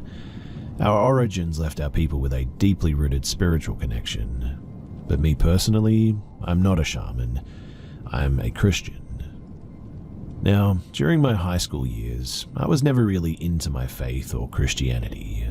I loved and enjoyed the thrill of watching scary movies for fun as a hobby as well, and I believed in the paranormal, but never had any real first-hand experiences. Because of my ethnicity and culture, I heard a lot of scary ghost stories through friends and family members, including their own personal experiences even. A lot of it ties into the shaman religious cultural beliefs and rules, and, for example, it's a known rule to never respond if you hear your name being called, if you know for a fact that nobody is around, that is. If you're not entirely sure, it's better to not respond, but instead to check to see if someone's home who might have called for you. It's believed that if it's a spirit calling for you, then they're trying to get your attention. If you answer, you let the spirit know that you heard them, and they will latch onto you, generally taking your response as a welcoming to impede on your life. Now, I remember a few different family friends who are all shaman, sharing similar stories about hearing their names being called, but they knew for certain that nobody was home. Just in case, they would check the entire house without saying a word or responding, and it turns out that no one would end up being home. There's more terrifying experiences that were shared with me, but I'm going to leave them out of this because this could already be pretty long, so I won't get into it. So, I was just an average girl with a typical teenage life. I had no real first-hand paranormal experiences or anything, like I said before. I only ever experienced sleep paralysis for a short period of time, and that was during my sophomore year in high school. The first couple of times were pretty freaky, I'll admit, but eventually I got used to them, and some days I'd just be so exhausted after school that during an episode of sleep paralysis, I'd be like, I'm just too tired for this. I'm gonna go back to sleep, and then I would just KO. Eventually, they also stopped after about 2 weeks. I understand the science behind sleep paralysis, as I did some research on it, but I'm including this experience because, in my culture, it's known to be a spiritual encounter. We have a different term for it in our language, which in English translates to getting or being sat on by spirits. Yeah, I know, kinda weird and funny, but that's just what it is. Now, I didn't experience much during my sleep paralysis, so I didn't really think much of it, to be honest. I just couldn't move and felt a lot of anxiety, which is pretty typical. But then I'd be able to feel a release and get up like I just woke up from a really bad nightmare. I didn't feel any kind of presence before, during, or after the experience. I never saw anything either, so I pretty much just summed it up as being the good old science-type sleep paralysis explanation. But in terms of the paranormal world, that's really about the closest thing that I'd ever really experienced. And it wasn't really anything truly spiritual, I guess you could say. Well, all except one night. During my junior year, I had a very traumatic experience. I won't say for certain that it was ghosts, but I'm definitely convinced that it wasn't a dream either. And it was the worst form of sleep paralysis, if that's what it was, that I've ever had. I also hope to really never experience anything like it ever again. So it was a normal Saturday, and at bedtime I tucked myself in with my phone charging on my pillow, next to my head. I had an old Verizon flip phone since this was the year 2011, and my folks couldn't afford to get me an Apple phone at the time. Anyway, I always charged my phone during the night, and I would place it front side up on my pillow next to my head. While charging, the front screen would stay on and it would light up the surface of my ceiling. Everything was normal, everything felt fine. Eventually I fell asleep, but later woke up in a bit of a daze because I felt someone was calling for me from the door of my bedroom and was standing out in the hallway. It was really strange though, because I didn't actually hear anyone or see anyone, but I knew someone was there. It's sort of the same sense as you know someone's in the bathroom, or someone just entered the room, or a car even if you don't look to see. I was in a bit of a daze, almost like half being awake and half asleep. I thought it must have been my baby sister, a 12-year-old at the time, trying to wake me up. I said aloud, "Hannah, what do you want?" Mind you, I'm not actually seeing anyone, but I just feel that someone's there. I didn't think much of it because I was so tired, but I just knew that someone was there and someone was trying to wake me up. Eventually, though, I fell back asleep since they didn't say anything back to me and I just KO'd out again. I woke up again, though, but I wasn't in a daze this time. I slowly opened my eyes and slowly started to wake up. I'm thinking to myself, why am I awake? What time is it? I'm still kind of tired. I peek at my phone to check the time. It's close to 3 a.m. now, and again, the front of my flip phone is already on because it stays on while being plugged into charge. The front displays the time, so I don't have to do much to check the time. My phone is next to my head, so I simply turn my head and slightly face the screen towards my eyes to see the time. I move my phone back. With every intention of just slowly drifting back to sleep, I'm just sort of looking up at the ceiling, and I see a light from my phone screen hitting the surface of the ceiling. This is normal because I charge my phone like this every night. When suddenly, after looking for, I would say no more than 3 seconds, I see a huge shadow move from the left side to the right side across the ceiling where the light was hitting.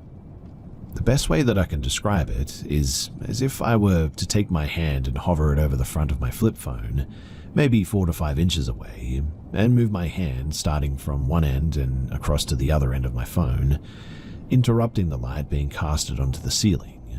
This would create a similar effect to what I saw, except the shadow took up the whole entire space of the light, hitting the surface as it made its way over from one side to the other, left to right.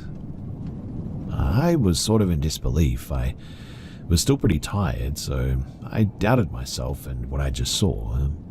I was thinking that I must just be seeing things because I'm tired, or maybe a bug or something went in front of the light. So I thought, I'll just keep my eyes open and keep looking, just to see. I was trying to verify that it was nothing and that I was just being crazy and I was tired. Well, 2 seconds later, I see a huge shadow moving across the ceiling where the light is hitting again. The first time was left to right, the second time it moved from right to left. And this is when I finally really woke up and my eyes widened. I was now not tired anymore. I was freaking out on the inside and terrified a bit, but I remained still because I had no idea what I just saw or what had just happened. I was frozen in fear and instantly closed my eyes out of fear. But things got worse. Suddenly, I felt the atmosphere of the room change. It's hard to describe, but it was like the gravity around me felt heavy, and it was thick like the humidity in Florida. It felt ominous. A second after the atmosphere changed, I experienced something similar to sleep paralysis where I couldn't move, but I didn't dare try to speak either. I was petrified. I quickly felt an ominous presence on my bedside. It had the same heavy feeling like when the atmosphere changed. It moved towards the foot of my bed and began to climb onto the bed.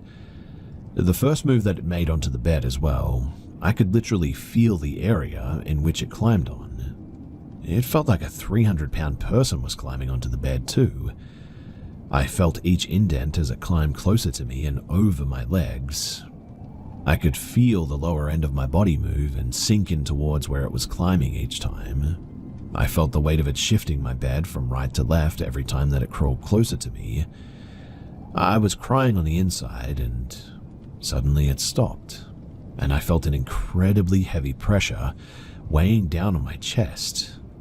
It was hard to breathe, and I was crying and praying to God for help. Mind you, I was a high school girl who didn't take her faith seriously. I was really only a Christian by name. But after 2 or 3 minutes of praying and begging for help, everything just suddenly subsided, and I was released and able to move freely. I was extremely afraid though, in shock, and was just trying to process everything. I laid there for a minute until I gathered the courage to hop out of bed, and I literally ran out of my room, straight to my little sister's bed to sleep with her that night. I accidentally woke her up. She was confused and asked me why I was there. I told her that I was really scared, and she asked me what happened, but I didn't tell her. I was too afraid to speak about what had just happened. I couldn't sleep by myself or in my own room for a whole month after that too. I ended up sleeping in my sister's bedroom with her for about 4 to 5 weeks straight. I tried not to think about it, and I didn't want to think about it. I didn't want to remember it. But I think I eventually told my mum about it a couple of months later. But I never really shared this experience with anybody else because I thought, well, for one, people for sure probably wouldn't believe it, with the exception of other religiously spiritual people, I guess. And two, I genuinely hated talking or even thinking about it because it was so traumatic. This is the first scary paranormal experience that I have ever had, and I genuinely pray to God that it is my last.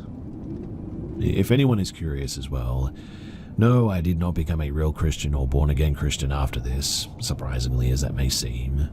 I also stopped sleeping with my phone screen face up. I would charge it and always turn it over, so no light would be hitting the surface of the ceiling any longer. I never experienced anything after that like that ever again. And as I said, the reason why I don't believe that it was sleep paralysis or why I was dreaming or anything is because I distinctly remember being awake before it happened.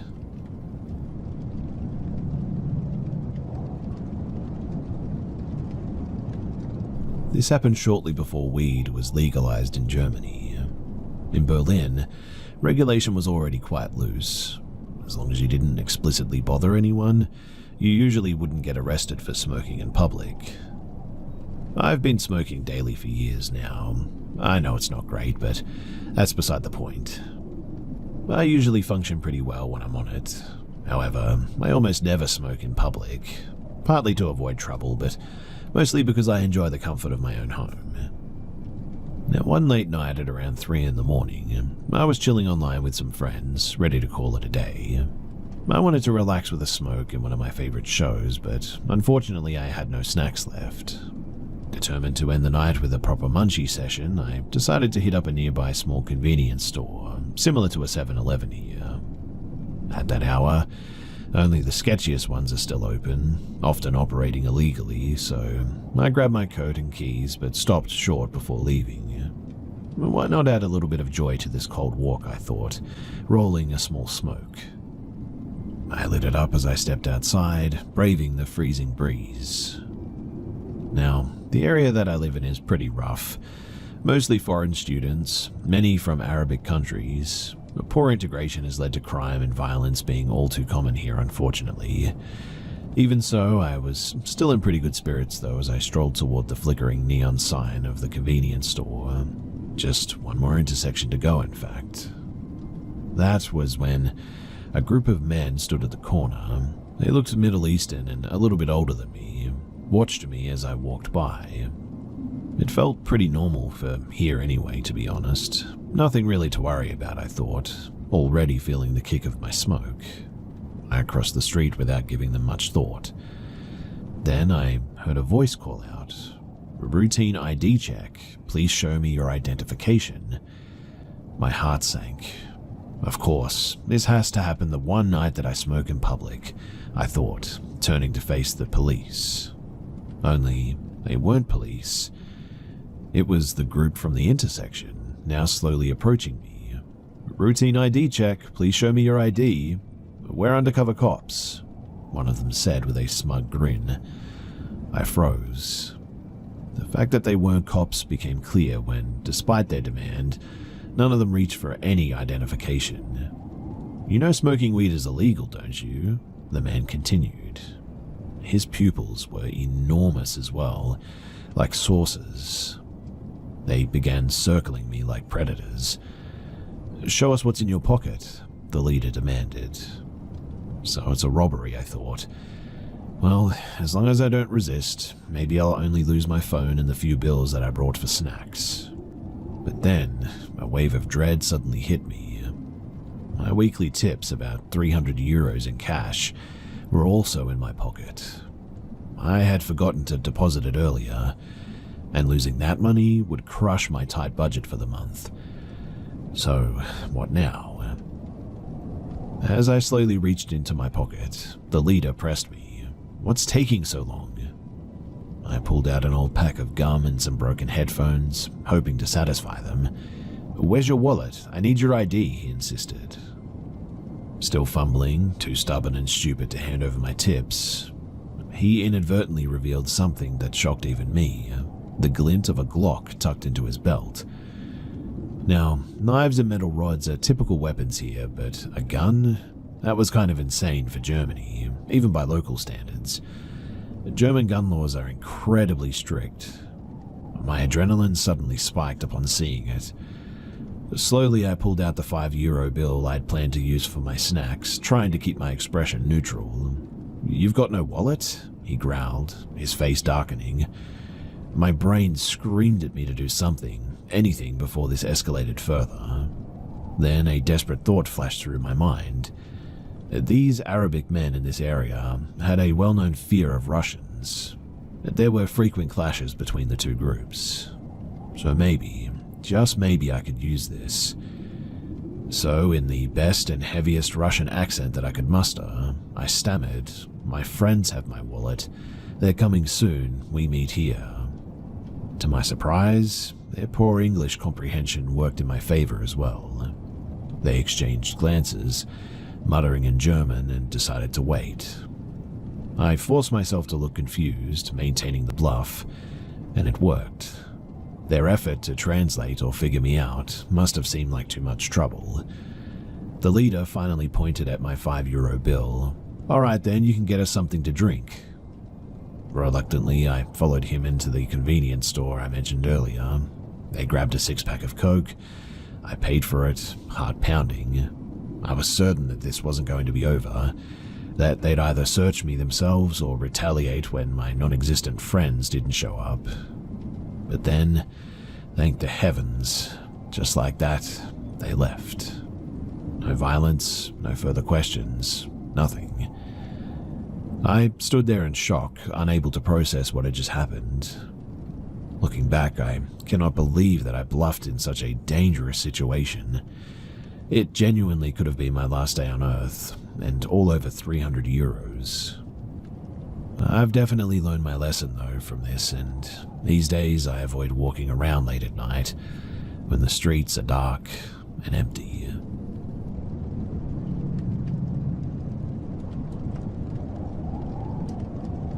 This happened to me yesterday, late in the afternoon.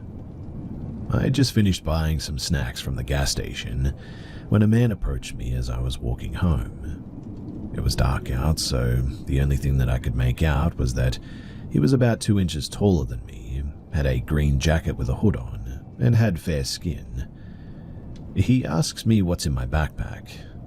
I try walking away, but he then grabs my bag and refuses to let me go.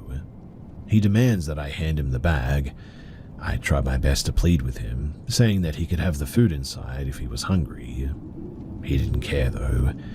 He just kept fighting me for that bag. I did my best holding my ground and putting up a bit of a fight. Several drivers sped past me and none of them bothered to stop and help me. I was all alone on a dark and empty sidewalk. This gas station was in a pretty ghetto part of town. A bunch of drug addicts and violent people were around. I used to live there, so I knew that cops were regularly called into that neighborhood. I'm glad that I managed to escape that environment 2 years ago, but anyway, eventually the man removes his hand from his pocket, and I start fearing for the worst. I almost expected him to pull out a knife, but thankfully it was only his fist. He begins banging hard against my fists to the point that they bleed. I couldn't take it anymore, so in the end I handed him the bag and watched him run off. There were only some chips and some juice in there, so it's not like I lost anything super valuable or whatever. But I walked the entire way home constantly looking over my shoulder, just in case that guy came back for more. I didn't call the cops because I knew that nothing would be done about it. I barely even had a description of the guy, so they wouldn't really have anything to go off of anyway. But now I'm currently at work with a bandaged hand, trying my best to get through the day despite the pain. I hope the guy who did all this ends up messing with the wrong person and gets the heck beaten out of him. I wish I never went to that neighborhood, and I wish that I would have just stayed home.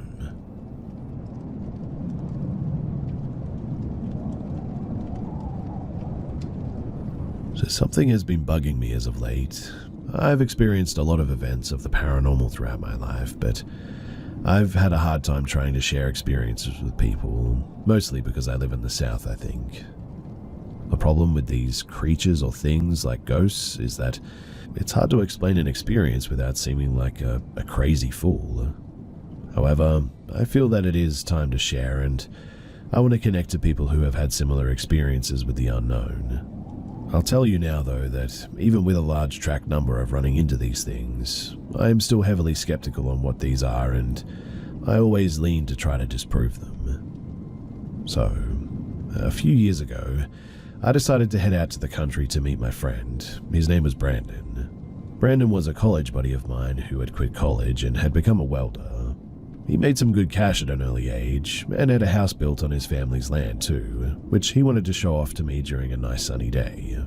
I won't lie too, I loved his place. His family owned a huge patch of acres, and his place was built like the ultimate man cave. And anyway, after arriving, me and my old friend did the usual catching up and playing a few games on the PS4.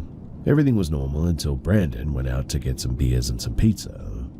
He had left me alone to play some Mortal Kombat on his 75-inch 4K TV. It was normal for about 15 minutes of his departure until I heard running downstairs. I decided to look down the stairs to see what was happening, and I saw a little girl with frizzy black hair run past the bottom of the stairs, with Brandon's dog sitting at the middle of the stairs watching her run past too. I was like, huh, cool. Brandon's kid's sister walked from his parents to his place to play or something. Honestly, I didn't think too much of it, as I had seen kids outside of his place playing outside before. Brandon returned with some Domino pizzas, some wings and some beer, and I decided to tell him what I saw, that his kid sister was running on the first floor. And the guy He looked at me spooked. He said that he didn't have a kid sister and that the kids, they had left as soon as I pulled up. The weird part was that he got kind of excited and said, "Dude, you saw her too?" I had to make him explain. So Brandon told me a story that happened 3 weeks prior to me coming. He had some guys over drinking during the night and they decided to crash in the room that we were in. As they slept on the floor, one of the guys started screaming, which prompted them all to roll over to see what was going on. And he said that there was this girl with black hair standing at the base of the stairs staring at them in the dark, and as soon as they saw her, she darted downstairs again.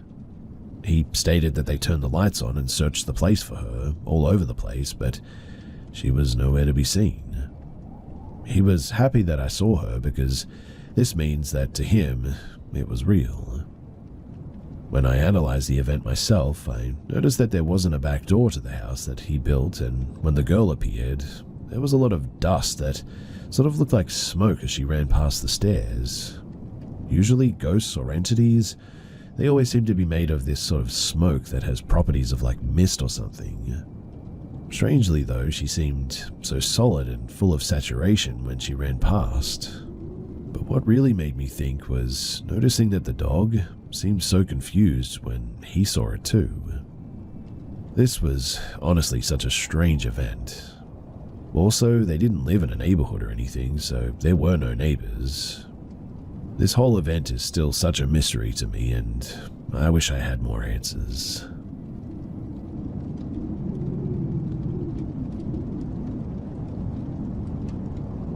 Around 3 months ago, my younger brother woke up screaming bloody murder at around 4 a.m. in the morning, waking up the entire house.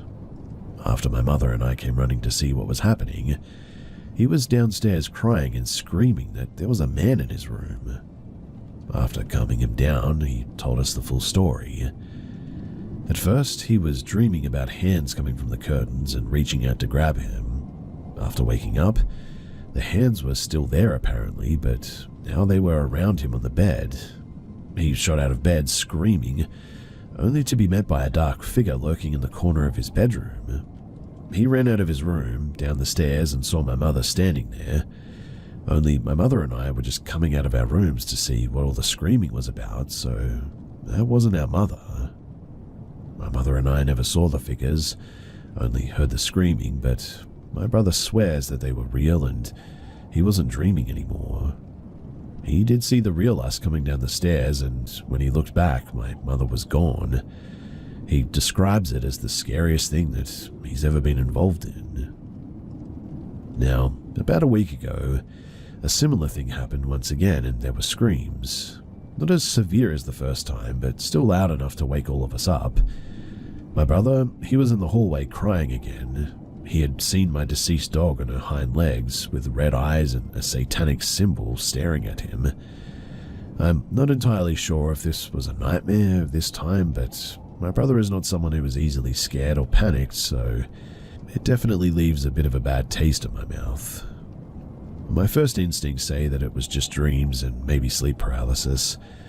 I'm not too familiar with paranormal things, so I was hoping to maybe get some pointers here as to what this could be. I'd be lying if I said that I've never felt weird in our house, but I never thought much about it, I guess. It's just an ordinary Dutch family house with no prior history of paranormal activity. I'll try and answer any questions below in the comments section, since I don't really know what other info you might need to help, but I'm happy to provide whatever you need.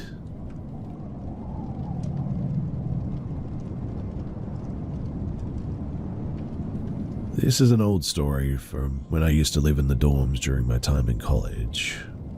This happened about 5 years ago, and this dorm has a full history of, well, people ending their lives and all sorts of tragic events. So much so that the dorm windows are only allowed to be open a little bit. So, I lived in a huge apartment in New York City with 3 big rooms. 3 in one, 3 in the second, and 2 in the third, my room. The rooms were really far apart, and there were 2 bathrooms too. One nice one, and the other bathroom with showers was a bit like a jail, to be honest. That was my bathroom. So I lived there with a girl that we called T. Every night, T and I would have long conversations until the early morning.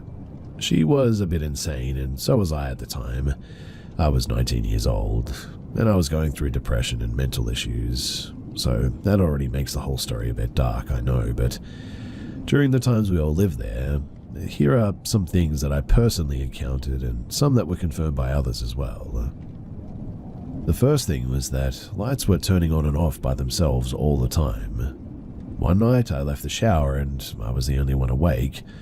I turned off the light and immediately as I walked out, I saw that the light came right back on.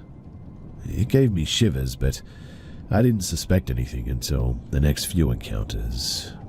And so the second thing that would happen was the smell of sulfur appearing for like 2 minutes and disappearing just as fast as it came. T and we were in the bedroom with the door locked and shut, no windows open, only the air conditioner. I asked my roommate if she had farted, and she said no, did you? And as soon as we stopped talking about it, it left with no trace, but the smell was just terrible. Way too strong to be from a person, really. The third thing was hearing long melodic whistling while I shower. It was not a drain too, because I'd been living there for like 2 months and never heard a noise like that. It was melodic and even had a tune. I am a very spiritual person, so this didn't scare me that much, but I definitely felt uncomfortable, so I left the shower in the end. And the fourth thing were entire objects falling off of a bolted desk that they gave you in the dorms. So one evening, my roommate and I were out of the bedroom. T was in the kitchen and I was in the bathroom, and we both heard a loud bang. When we walked in, everything on our desks was on the floor. But we had those tiered desks where there's a base level and shelves above it. T's desk was against the wall of the outside of the building, and mine shared a wall with the other room. I asked the other girls if they were moving around, and they were literally just there, sort of studying and relaxing, and they said no, and also none of their stuff was moved. It wasn't just like a few things fell off too. I mean, every single thing was now on the floor, almost like something or someone just swiped everything off to one side. A normal bang would probably cause just a few items to fall off, right? But not everything. I got uncomfortable with these experiences, so I decided to place my solid gold crucifix charm with a depiction of Jesus in the room.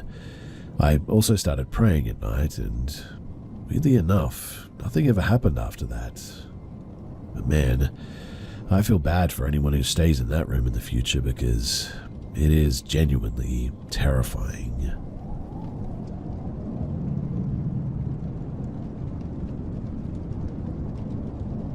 So my husband took me to the Stanley Hotel for my birthday. We stayed only one night, and when we got there, we joined this ghost tour that they had going on, and they talked about the history of the hotel and whatnot. I leave during the tour to go to the bathroom, come back, and the tour is pretty much done. No biggie though, right? Fast forward to the crack of dawn, and I'm the lightest sleeper on earth pretty much. And I hear this loud scratching at our door, and am immediately wide awake. It stops after about 20 seconds, and I lay back down. And a few seconds later, the scratching starts again. I sit up in bed at this point and was weirded out because to get to our room you had to go through this corridor where our room was, and furthermore, you had to have a key pass to get through the first door, so it wasn't like you could just walk up to our door or anything, and there was nothing outside our door when we went to bed. The scratching though was loud and sounded like claws on a door, and you could tell it was coming from the bottom part of the door. I woke up my husband finally and asked, "Can you hear that scratching at the door?" But the scratching stopped the second that he woke up. He thought that I was crazy and laughed. He said that it was probably people outside, and I said no, it was coming from the door. I was adamant that it was the door too because I got close enough to confirm it. I could hear it as clearly as I could hear him. He said that I was just looking for a reason to be scared by a ghost, so I must have imagined it. I was getting annoyed because I never mentioned anything about a ghost. All I said is that there was a loud scratching at the door and was wondering what it could possibly be because, we're in a corridor and it sure as heck wasn't people outside of our door. I was dumbfounded and irritated because I had no clue what it was and it was bothering me. What the heck was that, right? I didn't imagine it. So we went to check it out and I asked the worker what could possibly be scratching at my door that early in the morning. His eyes got big all of a sudden though, and he went and got another worker who worked there for a long time. I told him everything and he said that it was a ghost dog that used to wake people up at the crack of dawn by scratching at their door. My husband chimes in at that point and says, "Oh yeah, you were in the bathroom when the guy was talking about the ghost dog." I could have choked him out, honestly, but anyway, I don't know what it was in the end. I didn't see anything, but I sure as heck heard it. And I had to get all of this off my chest because it's been bothering me ever since it happened. My husband, he still thinks I imagined it, but I know for sure that I didn't.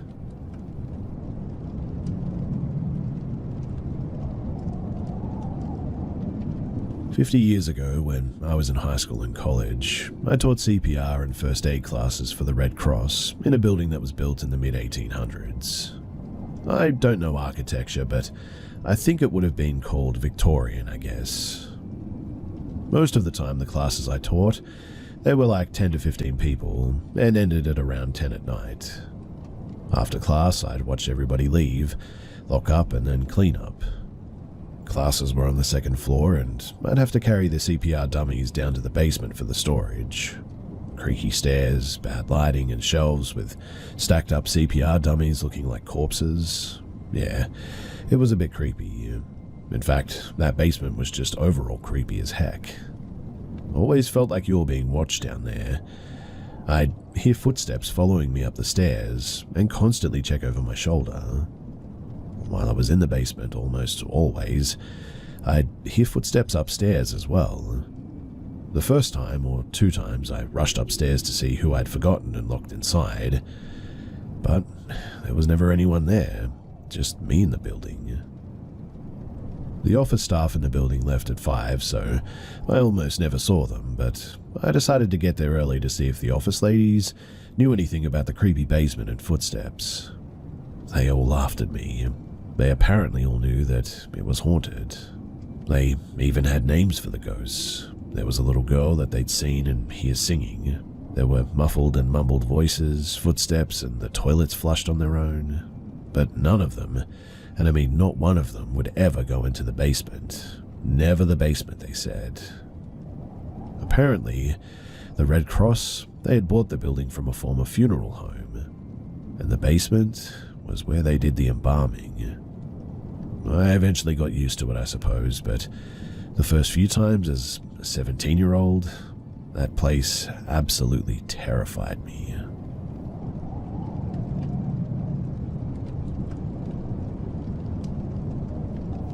I've had many paranormal encounters in my life, whether it be seeing things, hearing things, or even feeling things. My family, they joke that I must have ghosts following me around because it happens so frequently. But we also lived in many haunted places growing up. Crying babies at night, things running around like crazy at 3 a.m, angry banging on the walls when nobody was home but me, and once, even a really tall shadow man that would sit by my bedroom doorway in a meditative pose. But you get the idea. Paranormal stuff gets on my nerves, in fact. So when I recently moved into a new apartment with my boyfriend, and I was very happy that it felt empty, as in no one was there but us, I was pretty chuffed. But unfortunately, that only lasted until last weekend. So it was very late and we had just finished the deed. Yes, necessary backstory, sorry about that, but we were laying in bed. My boyfriend noticed the time, a little after 3 a.m, and jokingly asked if I could feel anything lurking around because it was the witching hour. I joked back that sorry, the ghosts only had a 10-minute window from 3 to 3:10 to do their haunting, and they'd missed their shot tonight. But only a few seconds later, our partly open bedroom door slammed shut violently. My poor boyfriend, who also had very negative experiences with the paranormal and is honestly more scared of these things than me, was very freaked out. So, to relieve some of the tension, I joked that there was nothing to worry about, since it was probably some cranky old man's ghost who was mad that we didn't do just 5 minutes of dry missionary and call it good, and that it probably took him 5 years of stored energy to slam the door like that anyway. But as soon as the words left my mouth, I felt something slam over me, like a shield of air but solid, and for a few seconds I couldn't breathe. That sobered me up quickly and got me properly scared. I very softly whispered to my boyfriend that whatever it was did not appreciate my sense of humor. For the next few minutes, the bedroom door kept opening and shutting in small jerky movements. Eventually I gathered my courage, got up, opened the door and apologized for being offensive. I then firmly added that we were trying to sleep now, shut the door and locked it. And we slept the rest of the night unharassed. Honestly, I think the funniest part was my boyfriend asking to move to the side that I usually sleep on by the wall, so I would be closer to the door, which was absolutely fine by me. It was definitely one of the more interesting encounters, though, that I've had in a while, and I'm sad to say that this house is not empty after all. I'm even sadder to report, whatever or whoever is here, they do not have a sense of humor at all. But I mean, oh well, after the shadow meditation man, whose head nearly touched the doorframe while sitting, this ghost, honestly, is just low-hanging fruit to me.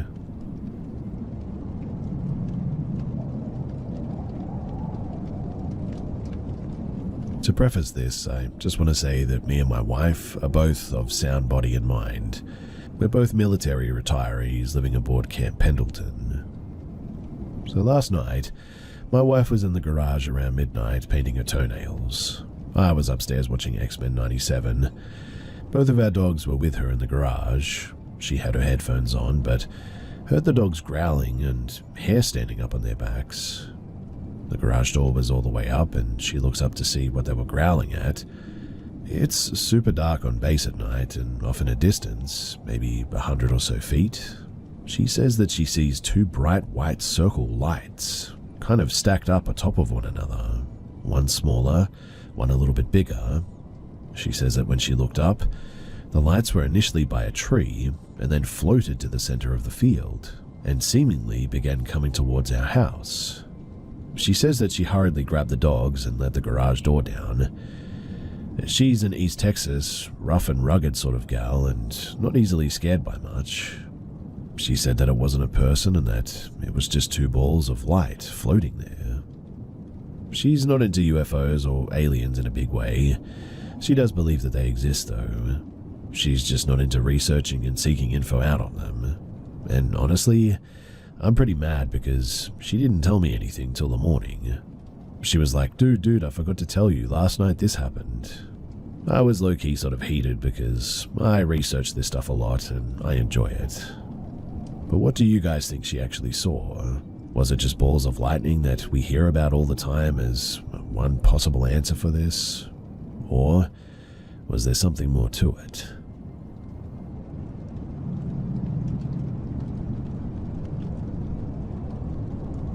This happened last year, right before I switched up jobs in October. So I used to work really early in the morning. In fact, I would be at a transit bus at 4:30, get to my intersection, and hopefully catch a connecting bus. I didn't like walking in this neighborhood for two reasons as well. One, I was almost hit by a drunk driver one time while walking to work. And two, I have a lot of body pain that made walking distances a little bit difficult. My bus, though, was running late, so sadly I did miss my connection and was forced to walk that day. So I began my 15-minute walk to my job in the dark of the morning. Now, this neighborhood is a bit strange. One of those where you simply cross a street and you're in the other good or bad side of the neighborhood, if you catch my drift. And I was in what was the newer or good side of this area. To add into this too, the area is barely lit with hardly any streetlights, so it was an anxiety-inducing walk, that much is for sure. But as I'm walking, I see headlights down one of the darkened streets. It catches my attention, and I glance down it for a split second just to see what it was doing, and then I focus back on the path ahead of me. Suddenly, though, the car is peeling out of that street and does a sharp turn to pull up right next to me. In the car were 3 or 4 guys. I want to say that they were early to mid-20s, but it was hard to tell, but I immediately went on high alert. When they got up beside me, they started screaming at me about how they were going to kill me and a bunch of other stuff before they eventually made a U-turn on the road and peeled off into the opposite direction. My heart was absolutely racing and I was shaking. It was the second time something bad had happened in that neighborhood that put me off that I couldn't wait to get a new job away from this area. While their threats were empty and probably just a bunch of dudes being idiots, it didn't take away the fact that for a split second, I was genuinely afraid that they were going to mow me down with their car or jump out and beat the ever-living, well, you get it. And it only added fuel to the growing PTSD fire of almost getting rammed by a drunk driver one time. Luckily, I did get a new job within a month of the incident, but I am still very nervous around traffic. And every time a car speeds by me while I'm walking on the sidewalk, I feel my heart racing because I think of that time, and also the drunk driver.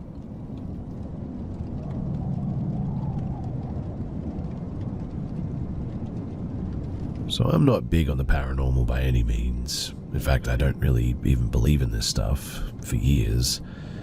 I've always thought that this kind of stuff was just total and utter nonsense, really. But for the last year, I have been experiencing some of the weirdest stuff, and genuinely, I cannot explain any of it.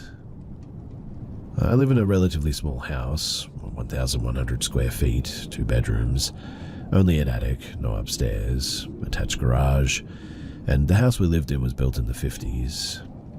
My family have lived in this house for about 5 years now. We love this house too, and for the first 4 years, we had none of these issues. This all started in about August of last year. I'm going to give you a bit of a list of events here that I now suspect are all related. So the first event was while I was backing into my driveway one day, while switching cars so my wife could leave for work, I saw what looked like a shadowy man on the backup camera enter my house. My heart raced, but I flew into my house, grabbed the bat, and checked every room top to bottom because I was certain I saw someone break in. And in the end, I found nobody. The second event was in September. We started hearing weird sounds, like knocking in the walls. I thought maybe we had mice, but no. The knocking never lasted long. It always was just 3 knocks. Sometimes we would hear it on the doors and on the windows, but that was it. The third event was in November, and I started hearing the sounds of like our old switches in the other rooms flipping on and off. It would only happen like one time, but it's always on and immediately off. This would mainly be in the kitchen. Sometimes I heard it in the bathroom though, but might I add that I never see the lights go on, but I clearly hear the switches going on and off. The fourth event, and this is when it got really weird. This happened in December one night at exactly 10:30 p.m. while listening to YouTube in the garage and working on my motorcycle. I heard something like slide and fall in the living room. Everybody in my house was asleep, so I head to the living room to see where it was. Now, in order to get into the living room from the garage, you have to go through the kitchen, and when I got to the microwave stand, I heard clear as day my voice calling my son's name. It only did it once, but I flew into the living room with my fist cocked, but saw nothing. But when I looked around the living room, one of the pictures above my couch, it had fallen down, and it was the one of my son. Now, the fifth event, we hear stomping between our rooms and my son's room. It sounds like it's pacing between our rooms, and it is a short hallway, maybe like 18 feet. It never lasts long, but it's weird. The sixth event, random toys are making noise now. We're still hearing the footsteps too, but they're not stamps or stomps anymore. More like sprinting, in fact. like something is sprinting back and forth in the hallway, and always just the hallways. Weirdly, all of this stopped in February, until today when we started hearing weird knocks again, and now both me and my wife have the weird feeling that we're being watched. In fact, my arm hair has been standing up on its own for no reason. It's really weird to me, and I don't know what to do. And that's it. Nothing too crazy, I guess, but it's just all really weird stuff that I really cannot explain. Again, I don't know what this is or how to explain it, but if you guys have any ideas of how to make any of this stop, then I am genuinely all ears.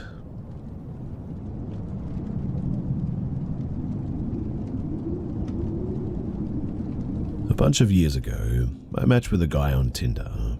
I was a freshman in college and just got out of a relationship, and I was having fun. I matched with this guy, male and 24, and his name was D. He was a little bit odd, but we had similar interests and went to the same school, so I thought, you know what, why not? The red flags, they started rolling in immediately when I said that I would go on a date with him. Of course, the fact that he was so much older isn't lost on me as the initial red flag, I guess, but at this time, I didn't have a car and D offers to pick me up, but tells me that he's not in town, but he would leave his grandmother's funeral early, which was at a minimum 5 hours away, to come and pick me up.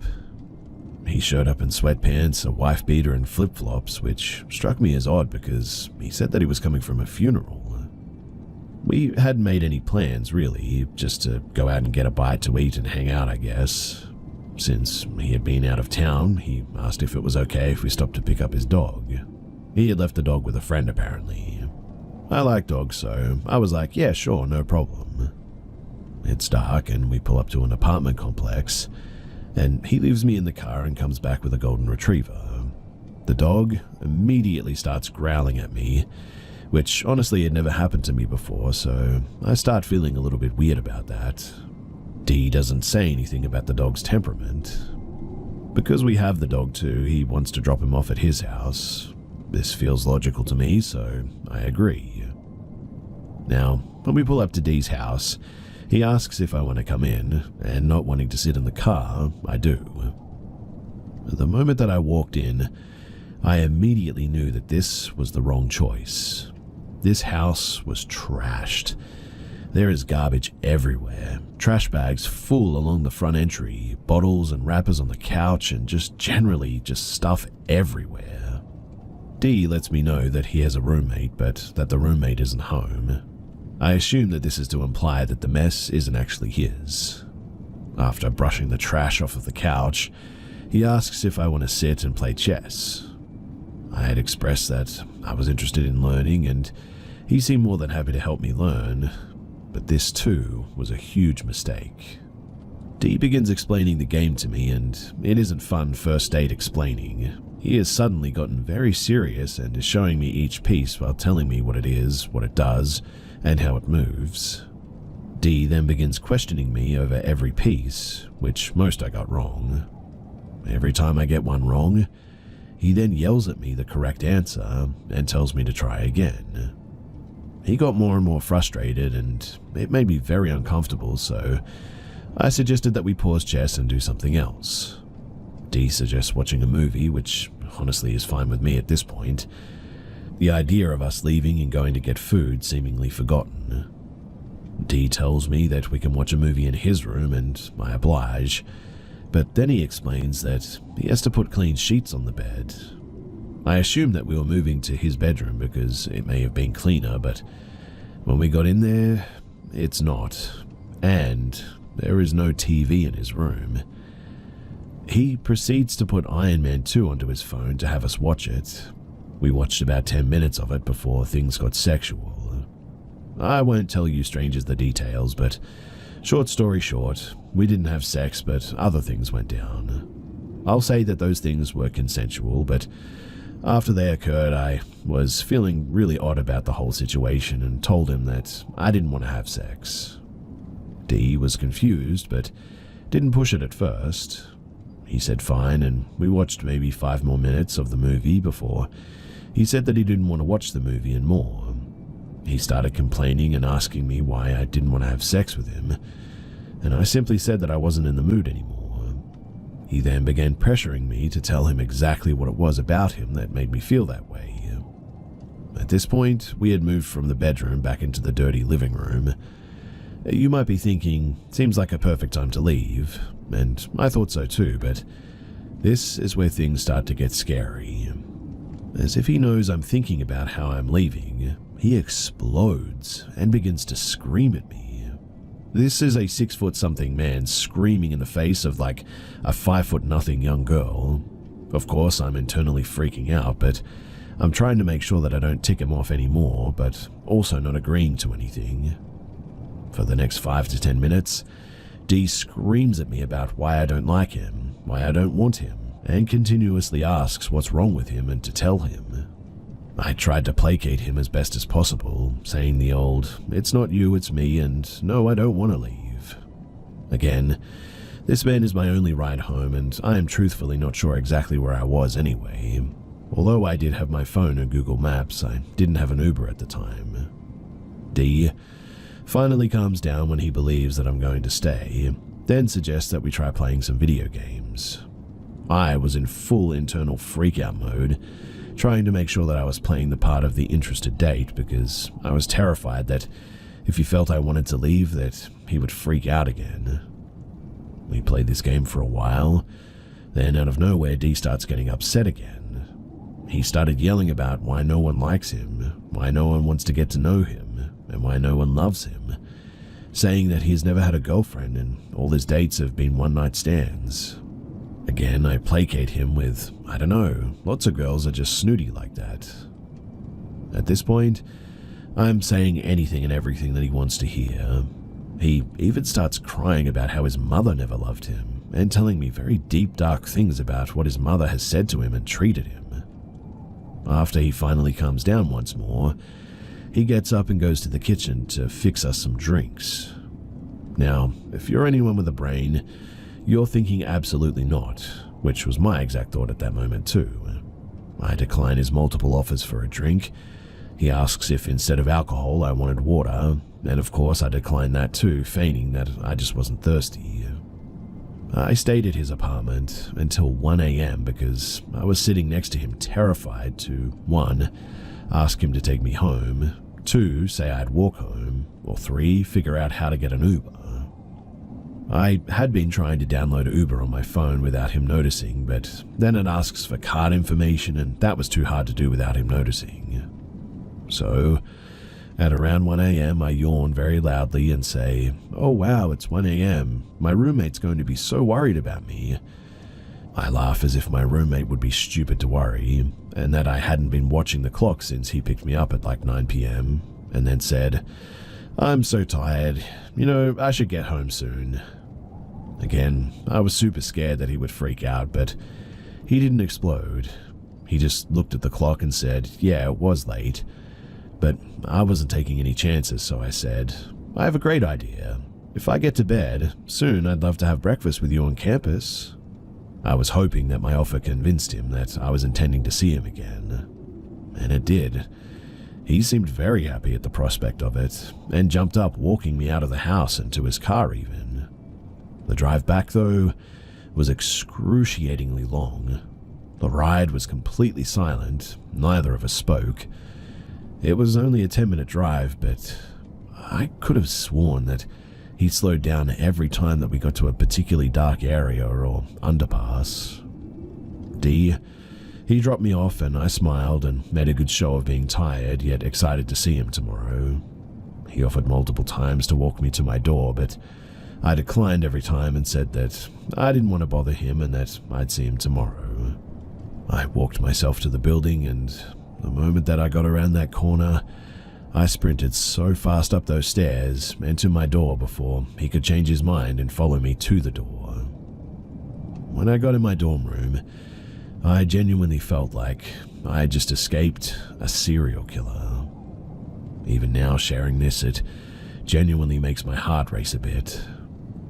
I never met up with him, obviously, but he begged me for multiple days after to meet up with him again. He even asked to pay me $20 an hour to sit near him in the library. I declined, obviously, and I only ever saw him once after the gym on campus. He didn't see me, and I just left immediately. I've thought about Dee occasionally since that date, and wondered if all those girls that he had one-night stands with had the same experience that I did. I still sometimes wonder how many girls were there after me, and if they got away like I did.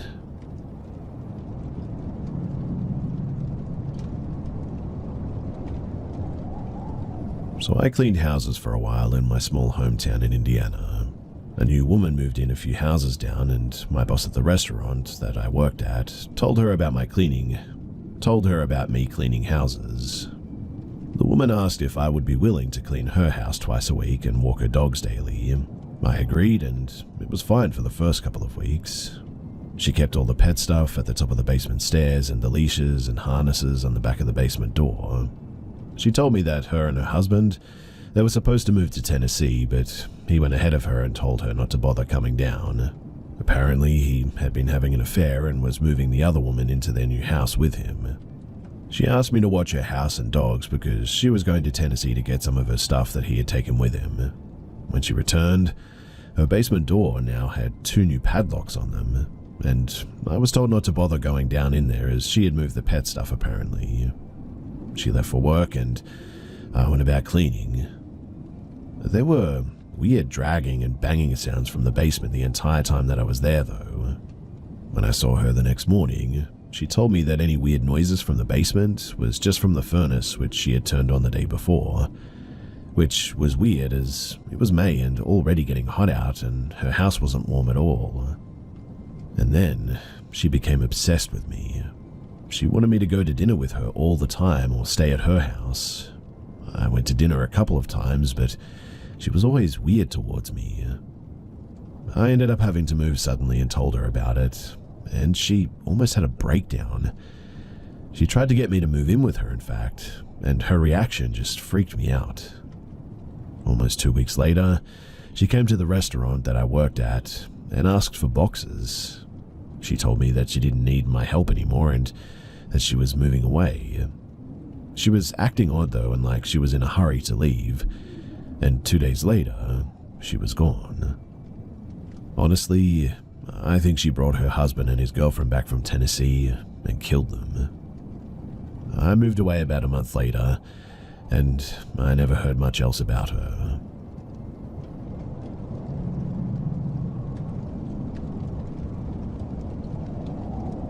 My grandma used to live in a 4-story Thai flat, and she was on the top floor. She lived there for like 50 plus years, and the whole building is like at least 100 plus years old. Now, when my mum was a little girl, she experienced a lot of creepy stuff. She told me this particular story as I grew a bit older that really stuck with me all these years. One night, while she was sleeping in bed with her little sister, they shared a room. She looked over to the door and saw a man standing in the shadows. Full of fear, she froze and didn't know what to do, so she just stared at this man and decided to wake her sister up while having her eyes fixed on this guy. Her sister woke up and began to cry after seeing this, and her parents, they came into the room and the man was just gone. Another thing my mum told me was beside the garden door on the bottom floor, there was this little indoor storage area where all residents of the flat could store their bikes, scooters, etc. My mum told me not to go in it. She legit told me that it's haunted and to stay away from it. I never went close to it. In fact, I remember every time I had to go up to my grand's by myself, I would feel an eerie feeling coming from that little compartment, and I would just sprint up the stairs. I would also feel as if something was following me from behind as I was going up those stairs. It was weird. Anyway, that's some backstory of this house, but now, when I was 14 years old, myself, my brothers, and my cousins, we all used to go over to my grand's quite regularly, and back then, we never had phones or anything like that, so we played games like hide and seek, what's the time, Mr. Wolf, etc. One day, It was just me and one of my cousins. He was around 11. All of the adults used to sit in the living room, and they used to tell us to just go and play, because we used to scream, and they used to tell us to close the door as well, which we always did. So my cousin and I decided to play hide and seek this day. I tell him that I'll seek and he hides. He agrees and he goes to hide. I face the wall and begin to count down, and when I finish, I go look for him. I start by the kitchen and he's not there. I go to the bathroom, not there either. Then I go to my grandparents' bedroom. Inside the bedroom, they had this closet. Well, it was more like a small room with plenty of space in there for like 4 people. But this is where they stored a bunch of blankets and old sort of traditional furniture. And as I entered the bedroom, to my surprise, he jumps out from the closet with both of his hands on his throat, crisscrossing each other, looking pale and sort of blue. And what he says next, I'll never forget. He says to me, with tears in his eyes, "Why did you strangle me?" My first instinct was to call him stupid and say, "I didn't."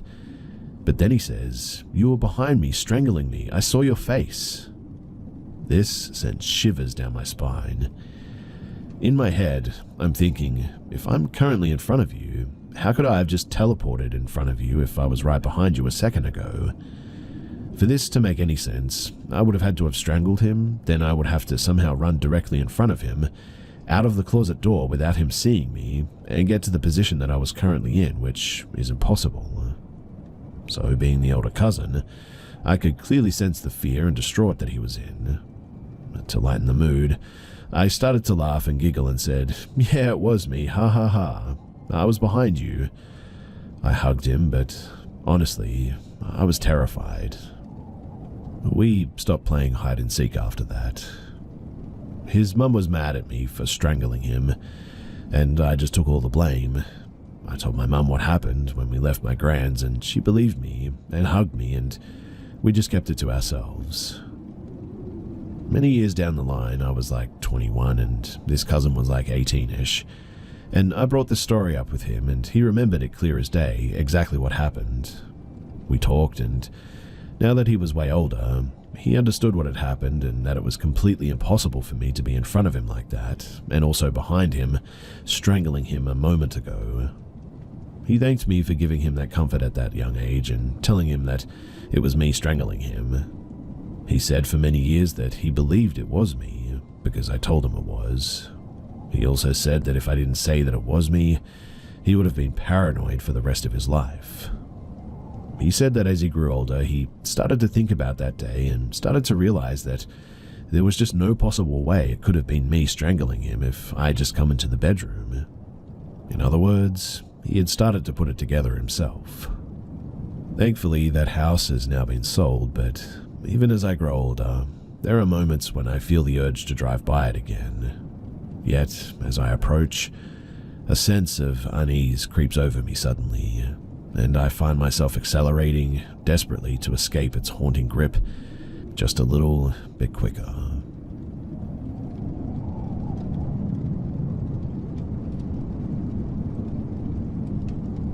Two years ago, I met a guy on Tinder. Good feeling from the start, so we quickly decided to see each other. He asked me to come and sleep at his place, which I accepted because we had mutual friends. I told myself that he was definitely someone that I can trust. I arrive at his house at 9 p.m. and I immediately see that he's not as I imagined. He looked dirty, his apartment looked like a squatter's house, and there was a smell of stale tobacco in every room. I also see a stack of books on autism when I come into his home, and so I ask about it.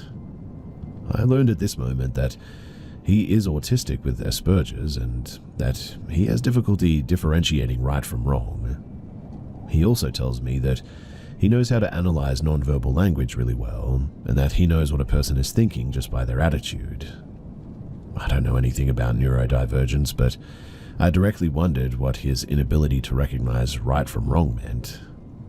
Anyway, he offers me a glass of alcohol, which I accept, and as I follow him into the kitchen, I see a weapon placed on the counter.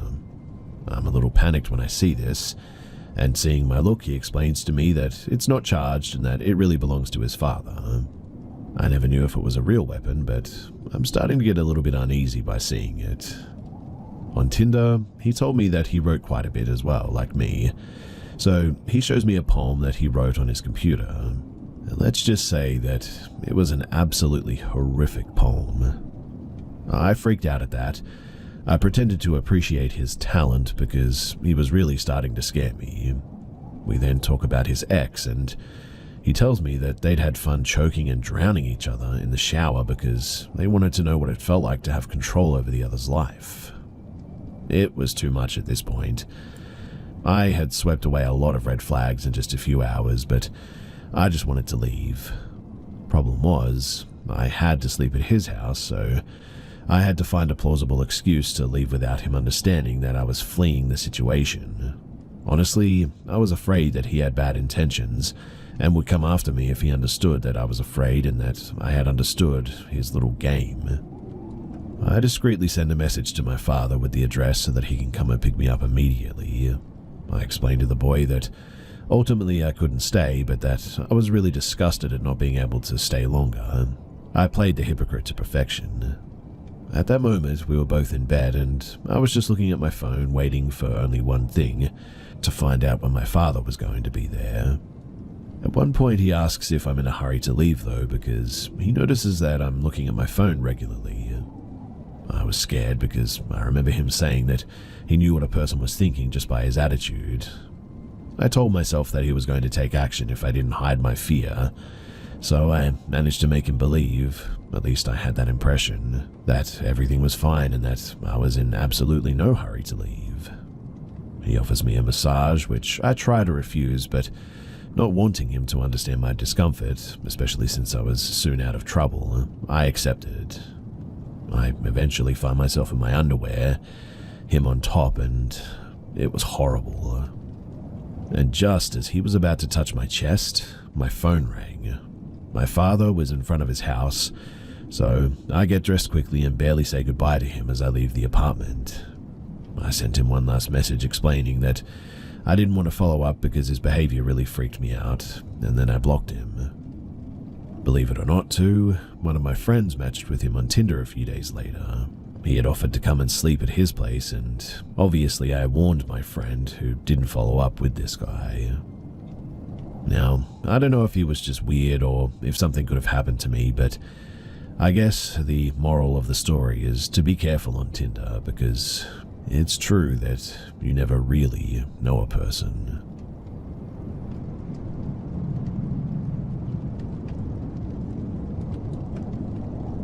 In the 60s and 70s, it was common for people to hitchhike around the country. My father is blue-collar through and through, and before he got married and had kids, he worked on oil rigs, tarred and gravelled roofs, hopped freight trains with his friends, and even hitched to Woodstock. He's always done manual labor jobs, so he's always been reasonably fit, with an average build, and in the hitchhiking era, he was cautious and aware, but never truly felt like he was in any danger. They even hitchhiked off and on job sites as well. During a snowstorm in New England in the 70s, he was hitchhiking from Massachusetts to see some friends in New York. He said that he would be cautious and choose cars and drivers that looked neat and clean. He wouldn't take any weed or food or drinks offered to him, and he'd be pleasant when talking, but wouldn't give too much personal information away. It was semi-late in the evening, though, and a nice car pulls up. The driver was a man who looked to be in his late 40s, early 50s. He remembers the inside of the car was very clean, and the man driving was white, well-dressed and groomed, and drove along at a reasonable speed in comfortable silence through the sleet and snow. When the car finally approached the exit where my father needed to be dropped off, my dad said that he told the man, "Hey buddy, right up here is perfect. You can just let me out and I know where I'm going after that." The man said nothing, kept looking ahead, driving, and didn't slow the car down. My dad said he then was getting a little bit nervous, so he put his tough guy voice on and went, "Hey man, I'm not looking for trouble here. I told you that you can pull over and I'll handle it from here. Pull the car over, man." The driver then turned to face my dad, and he could feel the car starting to speed up faster, and the guy started smiling. The way he described it made it sound like the creepypasta story The Smiling Man, to be honest. It didn't matter that my father was cursing him out, he just had a blank look behind his eyes and a giant smile. The man then said really quietly to my father, "And where do you think you're going?" He still kept the big moony smile on his face. Dad told me that he thought about grabbing the wheel and making them crash, but he didn't know where he was, and he didn't know if the guy had a weapon on him. He said that he saw a turnoff approaching though, and so he quietly put his hand behind him on the door handle and decided that he was going to try and tuck and roll out or run out if the guy slowed down enough. The guy driving started slowing down enough at the turn for my father to jump out, and he did hit his shoulder on the concrete but was wearing a jacket and work boots, so it sort of cushioned him. He saw an embankment leading up into some trees, so he just used his hands to climb up the grass and snow, ran into the trees and flattened himself on the ground and hid. He said that he thought at the time, "No way will this guy come after me." And he saw the man from below get out of his car and start quickly climbing up the embankment after him on all fours. Dad said that he just sprinted further into the woods out of sheer terror. He was banged up by some branches and didn't know if he was about to run into a retaining pond and drown or go off the side of a cliff, but he wasn't going to lie there and wait for this guy to find him. He laid down again and covered himself with some wet leaves at one point. He was too scared to look up and check if the guy was coming after him. He heard noises in the distance, and he believes the man at least attempted to enter the woods. So he laid on the leaves and slush for a long time until he had the courage to slowly move out towards the highway and the off-ramp. In the car, he had left his scarf and a duffel bag of clothes and stuff, but thankfully nothing with his ID. Dad said that he ended up just huddling into himself and kept walking as fast as he could on the shoulder of the road, occasionally ducking into the woods when he heard a lone car coming, and he didn't stop walking until he found the closest town to call someone for help. He never did report it, never hitchhiked again either, even with his friend in a group. He says that even after all these years, he can still picture the guy's face, exactly what he looked like, what he was wearing, and even what the car looked like. I once offered would he like to look at some true crime things to see if he can match the face in case there were actual active serial killers in the area, but he doesn't like to go there and didn't want to do it. He tries to scoff it off and joke about it a lot, but I know that this has stayed with him his whole life because it has honestly really scared him.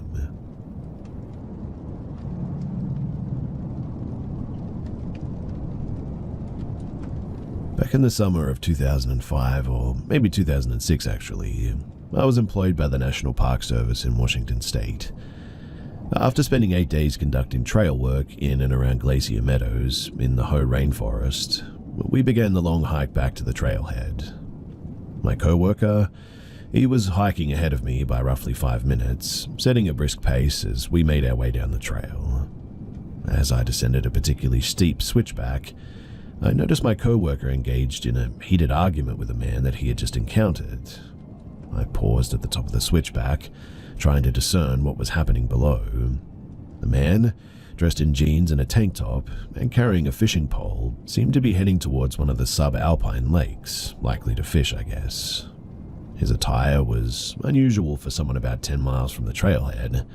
No backpack, water, or gear, which made him stand out even more. From a distance, I could see the man was visibly agitated, gesturing aggressively as he spoke. When I caught up to them, my coworker briefly explained that the man was furious because he believed my coworker should have stepped aside to let him pass, adhering to the unspoken trail etiquette of yielding to those hiking uphill. But as soon as the man saw me approaching, his demeanor changed drastically. His aggression faded, and he immediately ceased his argument. He walked past me without making eye contact, his earlier hostility replaced by a sudden desire to leave the encounter behind. The entire situation was unsettling to say the least, but we shrugged it off and we continued our hike back to the trailhead. Now, years later, in a moment that brought that strange encounter rushing back, my coworker called. He had been watching a news story about a murder in Alaska and found something disturbedly familiar about the suspect involved. Without revealing any specifics of the case or our encounter, He emailed me a photo of the suspect and asked me what I thought. And as soon as I opened that email, my heart skipped a beat. The face staring back at me was unmistakably that of the man that we met on that trail years before. The man who had seemed so unnerved by my presence during that argument was now identified as Israel Keys.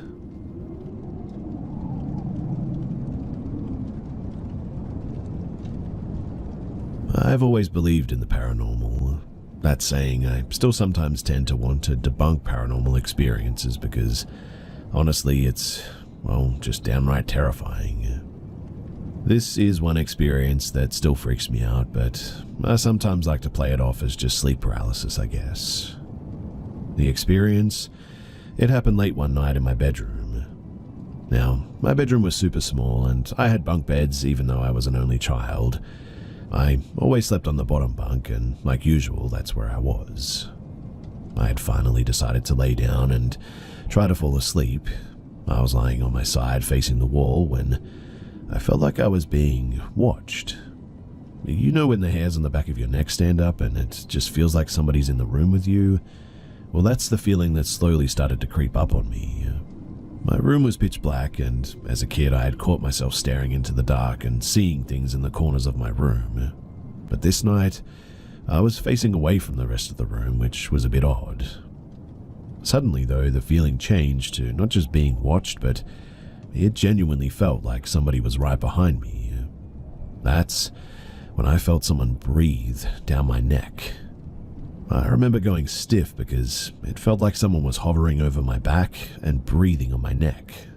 I had this surge to turn around and see what it was, or if it was just my overactive imagination, but I was too scared to even move.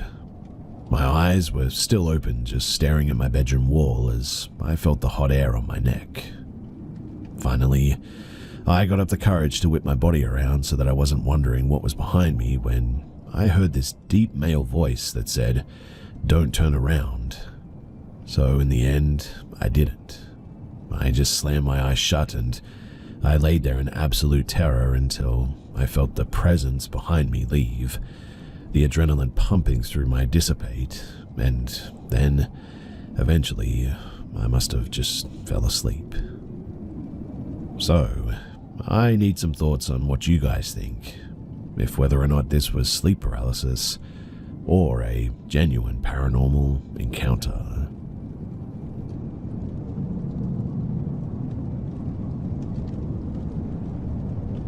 This event happened about a year ago, but it has always stuck with me.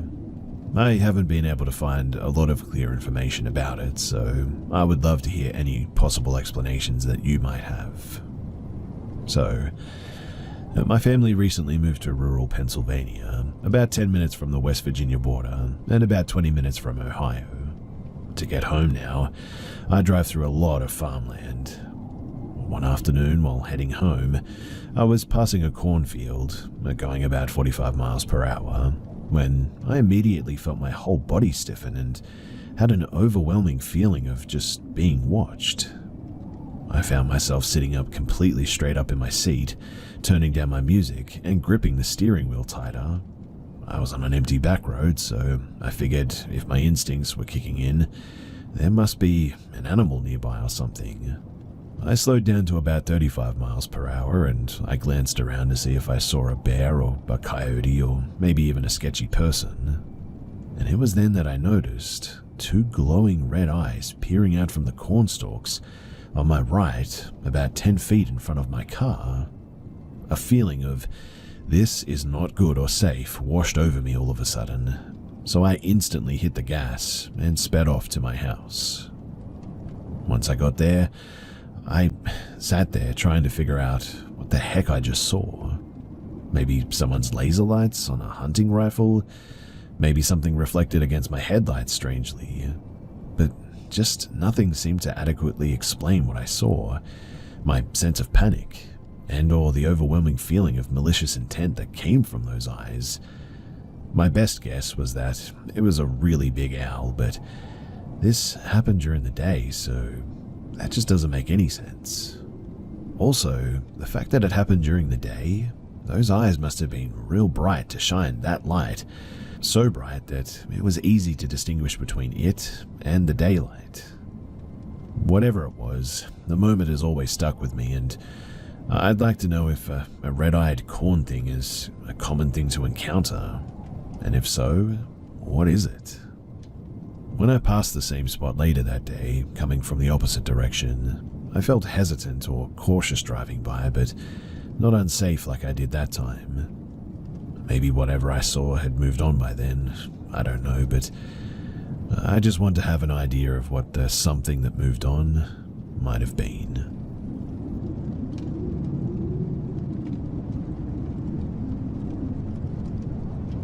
I live on this big piece of a sort of farmland, I guess, with two homes. The house my husband and I live in and the house that is owned by his grandparents is a short walking distance away.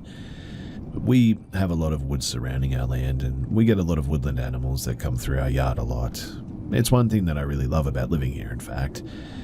For instance, there's a groundhog family that I've watched grow up that live by one of our sheds. They tend to mind their own business and don't bother any of our small crops. But anyways, our dogs kind of just know the territory and walk around freely between our two homes in the large field. I guess you could call them farm dogs, but they don't really do anything. My dog is a 3-legged, 15-year-old Chihuahua that manages to get around better than me somehow, and Nana's really fat beagle who would lick you to death pretty much. We're also dog-sitting my mother-in-law's big dog for 4th of July weekend since she's going to be somewhere with lots of fireworks. He really doesn't like them, and he's familiar with our home. But anyway, last night I came out of the bathroom and the big dog starts freaking out, like whining, howling, kind of stomping his feet like he wants to show me something, if that makes sense.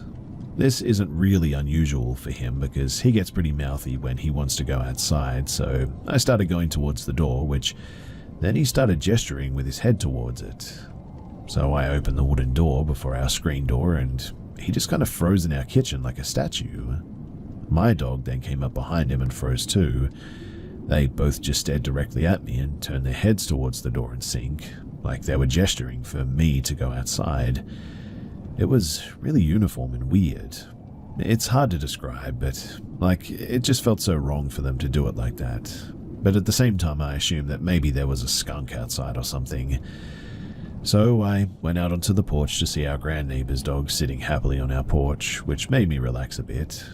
There were very distant sounds of fireworks, so I thought maybe that's what our dogs were on edge about. But then the fat beagle on the porch did the same thing, looked at me, nodded his head towards the woods like a suggestion. I noticed that he was sitting uncharacteristically still and wasn't panting and snorting like he usually does. I walked to the edge of the porch and looked around for a bit, and eventually my eyes landed at this one spot, a perfect hole between the trees that allowed me to stare back deeper into the woods a little bit, and in that spot, I saw a pair of eyes open and blink at me.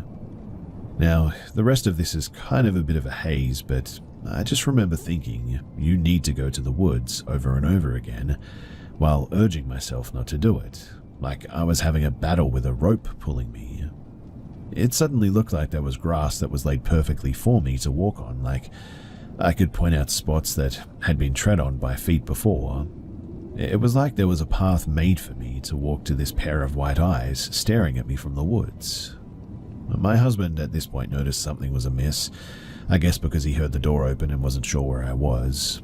I always tell him when I go outside to read or sit on the porch for a while, and I just kind of heard him behind me go, "What are you doing?"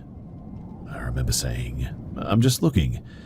I specifically remember saying that too. My husband kind of started getting worried at this and started guiding me inside, but I remember saying, "I'm just looking." He finally ushered me inside and shut the door, turned around, wide-eyed, and kind of questioned, "You do not need to go out into the woods. You know that, right?" I was really confused. From what I remembered, from his perspective, what he should have seen was me standing on the porch staring into the woods. I never mentioned anything about walking out there, just had the sensation that I should move. But it was then that he told me that apparently I kept looking out like I was in a trance and saying different variations of, "I need to walk out into the woods for a little bit." Mind you, I have no recollection of this at all. I've had weird things happen to me before, but this truly filled me with dread. I don't understand what happened, and I'm honestly really frightened about any of us going outside alone for a bit. I really feel like there's something trying to lure us into the woods or something. I know that sounds crazy, but honestly, that's how it felt.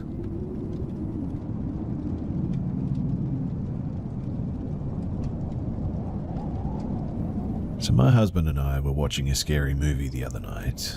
We don't usually watch scary movies, but we thought that it would be fun since our kid was staying with his grandparents for the night. And about halfway through the movie, we got bored of it and decided to call it a night. It was around 11:30 at this point. We were watching it in our bed, so we just turned it off and the lights and laid down. Within maybe 30 seconds of turning off the movie, though, I began to hear a man talking. It sounded like it was coming from our basement. We live in a log home and we sleep in the loft, which is open to the rest of the house. The stairs leading up to our room are made of half logs, so you can just peer through them and see down into the stairs leading directly below into the basement, which also has no door. At first, I thought maybe I was imagining it. I think that I've had auditory hallucinations before I fall asleep before, so I thought that that's what this was. But we have a German Shepherd who sleeps at the top of the stairs in the loft with us, and she hadn't seemed to notice anything. About 10 seconds after hearing this voice, I hear several other sounds. Sounds of something moving in the basement, jostling and sort of gentle thuds. At this point, my husband whispers, "Did you hear that?" And I'm like, "Yeah." And he says, "It sounded like a man talking." And I was like, "Yeah, I heard it too." So he jumps out of bed, puts on his robe and gets the gun, and starts checking around the house.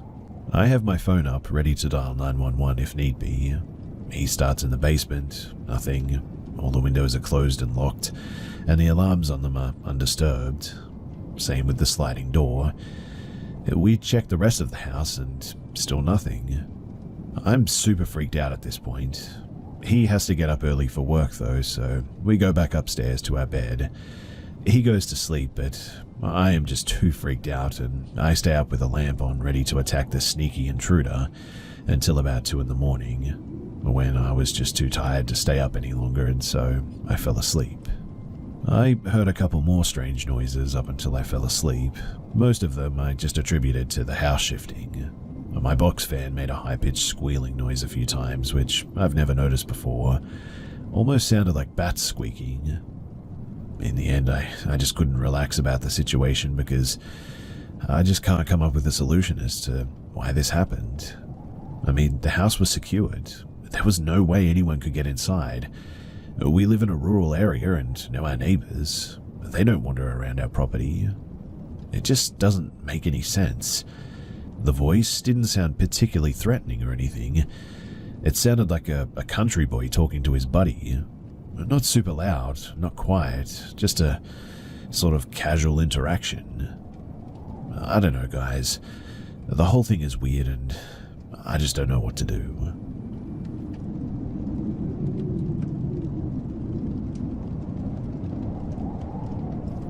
Back in the summer of 2020, I was traveling with my partner to Boise, Idaho from Colorado to visit his family and stay for a camping trip. The trek is nearly 15 hours long, and while you can do it in a day, it's better if you stop to rest. Having lived in Utah at one point in time, I was pretty eager to show him the natural hot springs in Spanish Fork.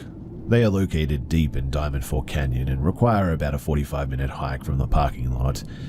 But still, we were both excited to get out and moving after 7 hours in the car. When we arrived at the first parking lot, however, the gate was shut and locked tight. A sign taped to the metal read "Closed, absolutely no access to hot springs, fines $2,000 max," or something to that nature. Obviously, we were pretty bummed. COVID had shut down many things, and we figured that this was outside, so there's no way that it was going to be closed. After some research on the government website, we discovered that a body had possibly been found in the springs and was likely the cause for the locked gate. Sad and tired of sitting in the car, we drove back down the canyon road to find a spot to camp for the night. Most of the more established campsites were closed due to COVID or were already taken for the night. This was fine though, since we prefer more dispersed camping anyway. So we picked a random spot to turn on as we drove closer to exiting the canyon. It was Road 338. Most of the road was a well-kept dirt road. We passed some promising spots near a creek and maybe 2 or 3 other people already set up for the night. We wanted to go a little further to see if there was anything with that wow factor. It sounds funny, I know, but some sites give off that this is the one feeling. Finally, though, we came to a dead end in the main road with a fire mitigation road to the right. At this very spot, there was a strange boulder with some type of inscription on it, partially surrounded by a wooden fence. And I had to investigate. The inscription read, "Diamond Battle, June 20, 1866. It was a memorial for a battle that happened right here. A feeling of uneasiness and oddly respect, I guess, washed over me. After traveling up the fire road and not finding what we were hoping for in a campsite, we decided to pick a spot by the small creek that we had passed on the way in. It was getting dark quickly now, but we set up our tent in no time at all and we got a fire going. The creek was loud but peaceful. Although, ever since I read that inscription, I couldn't shake this strange feeling. I'm not a paranoid person, but I kept feeling on the edge of my seat, like someone was watching us from the woods just across the water. As the night grew darker, this feeling grew stronger as well. I decided that I didn't want to be in the open anymore and retreated to the tent to get some rest while my partner stayed up to enjoy the fire. I snuggled into our sleeping bag and I exhaled comfortably, listening to the creek that was now much quieter and was a bit further from the tent. I started to drift off when I heard it. There was soft chanting, rhythmic drums. My eyes shot open. Was I really hearing that? I strained my ears to listen over the running water. I couldn't quite get a clear sound, but something was definitely there. This is when I noticed the ground was also rumbling, as if horses were stampeding down the road, 100 feet from our site. To be honest, I didn't know if I should get out to tell my partner, but I had the strangest feeling that if I said it out loud, that it would make it more true and that an army of spirits would spring from the trees and into our campsite. Before I could make the decision, though, I must have just blacked out because somehow I had the most peaceful sleep that I had ever had. The next morning, a little bit confused, we packed up our tent and left with no trace that we had ever spent the night by Little Diamond Creek. When I finally entered cell service, I did a Google search of that memorial in Diamond Fork, Utah. Turns out, there was a battle there between the Utes and the Mormon militia, and lives were lost on that mountainside. After reading this, I decided to tell my partner what I had heard last night before falling asleep.